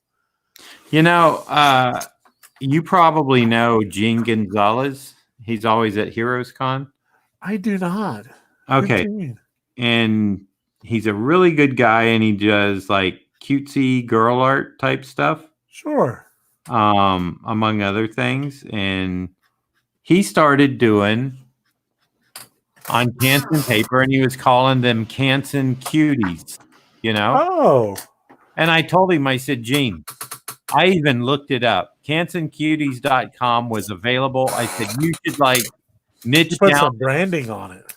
I'm telling you, you should niche down, market it, contact Canson, show them what you're doing. Maybe you can get like free paper. I tried that. But he didn't want to go that far. He was like, nah, I don't really care about it. I'm like, but Canson Cuties is like. It's a great idea. It is. You got a whole page with just. So are you telling me, John, I need to do Canson Cuties? Is that what Hey, you know? He didn't pursue it, and that was 8 or 10 years ago. You know, I'm finding a lot of people use this paper. Like it's just they don't use it as frequently as I do, but they do use I hear like you said. Oh yeah, I used to use that paper. Yeah. You know, and no one had anything negative to say. It just stopped. Right. I've kind of created my own little market as well. Like I said, some people just expect it. They're just like please, like use that, which is nice. But there are times when you don't need it. There are, but I haven't found too many times. Ooh, this is just asking for an outline, John. Yeah. Yes, it is begging for it. It's like, give it to me. Wait, that was a weird connotation. Hey, Kevin, how you doing? I know you got to go. Yeah, that's all right. I'm gonna start doing a little. I'm gonna take my iPad down and pack it. So I'll let you finish that up. No need to rush it too much. People enjoy watching you work here. So look at that guy.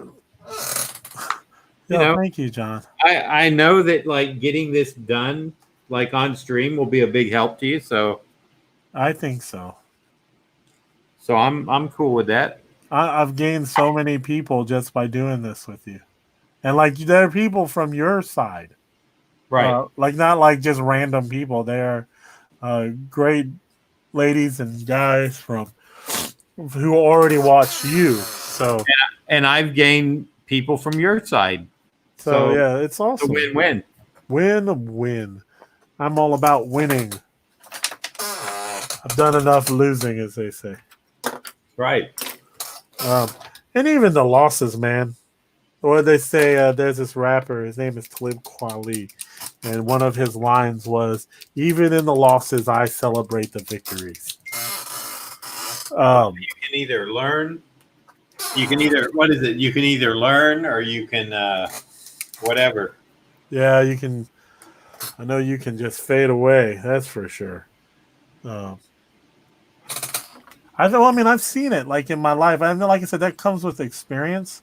We've talked about that. Like, people that you've seen who let like those losses just they just disappear. It kind of dictates what their life is. And I'm not saying like there are large losses in people's lives that are hard to bounce back from. I've experienced some of those too. I think we all have. But like, I don't know, giving up just isn't in my nature. I just can't do it, man. I got kids and my wife and like people Well, who I count mean, on me. you know, there's certain things I will qualify, like, you know, if I launch my Patreon and after 2 months I can tell that it's like not going anywhere. Yeah, you move on. Huh? Yeah, Yeah. I'll try something else.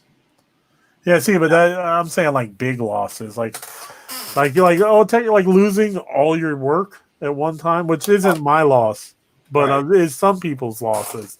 They're losing everything, and like that's why I say it's going to affect the industry in that way. Like, there's some people who aren't going to be back, Oh, yeah. not immediately, No. because like I said, it's hard enough in this industry just to get in, Yep. and to be knocked like forcibly out, and I don't know, it's tough, man. Yeah. No, well, it's kind of like in the 90s when the boom came, people that, and I always qualify with this, that there should have been some people never in to begin with, but they needed warm bodies to fill books. Sure, that makes sense. It's corporate. And right. And those were the first people to, like, you know, they weren't getting work anymore. And I felt bad for those people because they're like, wow, I was doing comics and now I can't do anything. And it's like, you know, not to be insulting and not to, I can't think of names off the I top know of my one, head, but I'm not going to say it. But I know well, one guy. it would be like they weren't even ready to begin with. It was just, you know, Marvel could hire them or DC could hire them. They could fill a void. But if it wouldn't have been because of the glut and the need of people just to draw books and write books and stuff, they would have never got in at that time. Yeah, when this guy got this job from Marvel, I went, "Wow, you really?" Because Yeah. he had just started inking, and he got this job, and I was like, "You're already working for Marvel?" He's like, "Yeah, it's crazy. You know, so and so they needed an inker, and but now like he hasn't worked in the industry for like 10, 12 years, maybe longer. I think it's about 14 years actually." Well, you know, I haven't done anything since, oh man, maybe 2011. Well, I did do a lot of work, and I think that ended in 2011 in the licensing department. But That must have been fun. as far as sequential, yeah, it was pretty fun at times. Other times it was pretty stressful. But I mean, as far as sequential stuff, they don't call me. I'm not chasing them. So I think it's kind of, you know. Well, to be fair, you have done some of the most influential books out there. Like, I mean, like you were never a flash in the pan. No, You had a solid career, you know. Yeah. I mean, there's stuff that, you know, is going to always be in print. Yes, that I worked on. You know, I agree. Some of it was luck, but some of it was because of the work that I had done before. You know, there was a certain, hey, you know, we need somebody good to ink this. Let's narrow it down. And, you know, I know at one time I was pretty much in the 5 inkers that people were looking to get, you know? Well, yeah, I mean, every time I remember a bunch of work you did.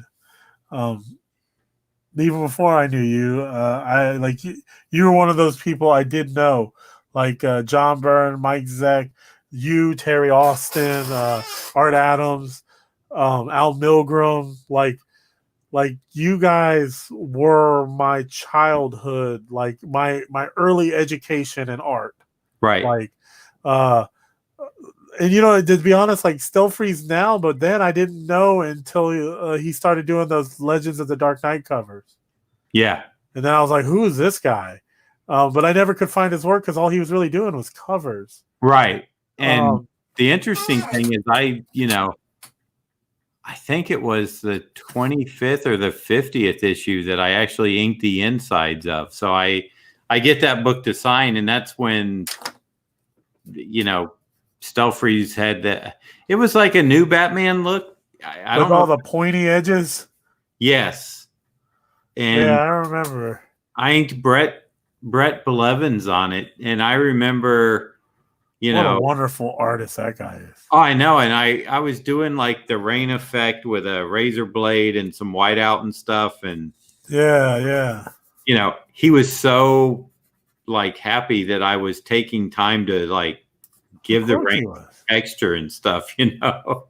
Dude, like I said, you inked out Captain America for me. Like when I got it, I was like, wow, this like I said, it looked wet. Like Right. the lines were so sharp. I never had that before. I mean, to be honest, I can't ink like that. And I haven't had anybody who has inked my stuff like that because I generally ink my own things. Right. Yeah, like you definitely like unlike some of those guys who fizzled out in the 90s or early 2000s. Like you're fine. Like I don't know. You're kind of like a perennial, you know, like one of those legacy guys that you're just like, oh, like Perez or like I said, Byrne and them. You kind of. I wish I got paid that like them. Yeah, that's unfortunate, and I agree. Inkers, man, they don't. Nope. It blows my mind the not disrespect, but the lack of respect. You know, Right. I talk to Mark about it sometimes because I think he's a great inker too. I used to say his lines are so sharp they're like diamonds, like they can cut diamonds. But I don't know. I respect it because I understand the talent and the work that goes into being that good. But then the layman who doesn't, like who just buys comics, they barely remember the artist at all. Right. You're Like right. so to get to inker or colorist or letterer is like for the guy who only buys comics for the Tom King run, the Mike Bendis run. I mean the Mark the Brian God damn it. Rick Remender, John Hickman, the Bendis run, the whoever. They always go by the writer. Most of the time. It does seem like in this day and age, writers have gotten, you know, it used to be the artist. Now it's a little more slanted towards the writers. Well, and I love the writers like Tom. He pushes his artists hard, like he does. He's just like, you know, this guy drew it, and like his artist, like so, like there are writers actively also pushing the team, you know, which is nice because I know they understand that they do get most of the. Unless you're working like, to be honest, like if you're working with one of those A-list artists, then they are like Capullo's getting just as much adulation as, but like there are writers out there who understand that like the writers do get that. Hey, this is the King run of Batman, and he has like 30 different artists, but he pushes every one of those guys. Sure. So not everybody does that. Not everybody. I can think of a few who definitely don't. But I think those people are wonderful. Like people like Jay Faber who pushed me, or Farber. I always say his name wrong. When I did Copperhead, he would push my work and he'd tell people publicly, hey man, this guy's never late. He's always, you know, pushing, and Chris Ryle will do that with me and be like, hey, Drew really adds to the stories and this and that. And like I appreciate that type of stuff, and I'm sure other artists do too. I just wish there were more people who did that. I try, man. But I don't know. Like I kind of like, you know, it's like, it seems to me like back in the days of EC and stuff, going way back when. Yeah. And I don't know any of if this is factual, but it just seems like with all that great work being produced, it was like a friendly competition that when somebody turned in a great job, that meant like you had to up your game. Yeah, definitely. But it was like it wasn't like a na na na na na. You know, it was like a real friendly, like, wow, I want to get better.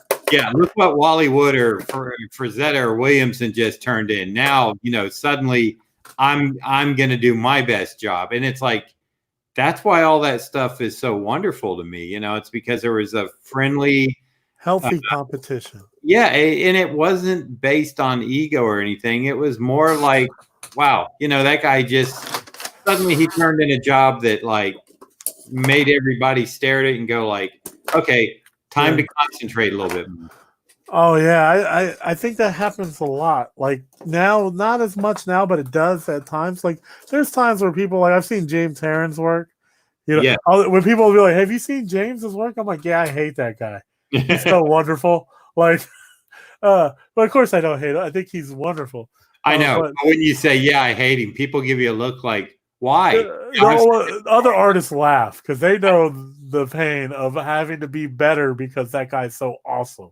But that's a great thing to have people like that like yes, it is. Force you to rethink and to create and to, you know, maybe learn a new skill or try something different.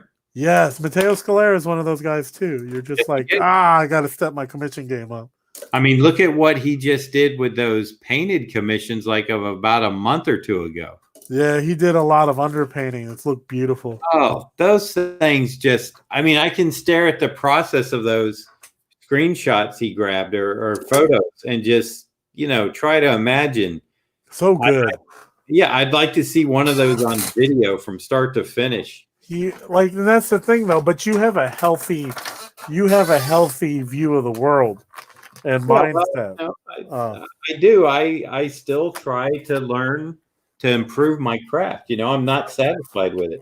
Yeah, some people I know, well, not some people. I only know a couple people, to be honest, that I know are more ego driven. Mm-hmm. Just a couple, to be honest. Out of the thousands of people I probably know, and that's a very generous amount, the thousands. But out of all the people I know, probably I can think of two off the top of my head. That's about it, and that's really thinking. Actually, it's probably two people I know who are very ego driven. They're not bad people in the sense that like you're like, oh, that guy's a jerk. No, they're not. They're nice. But when it comes to like work, they're very opinionated and they have a very high value of themselves, which is whatever. You know, I'm glad they're that confident, to be honest. Like, whatever. It's part of what makes them them. Well, I'm going to run. Okay. Are you almost done there? I am done. I'm just adding some thicker lines against the light. You know the deal. Yep. All right. So I don't know. Like I said, I would not be surprised if Volusia County got closed down tonight. I hope not, man. And your Dr. Doom is looking wonderful. I can't wait to see it done. Yeah, I just figured right now, you know, all those little pieces. How are you going to handle that? Just very slowly. Yeah, that's what I was thinking. Dr. Doom is always one that kind of takes time. So that's why I started with just brushing the cloak around. The mechanical stuff. You have to be right with it or it looks weird, right? Yeah.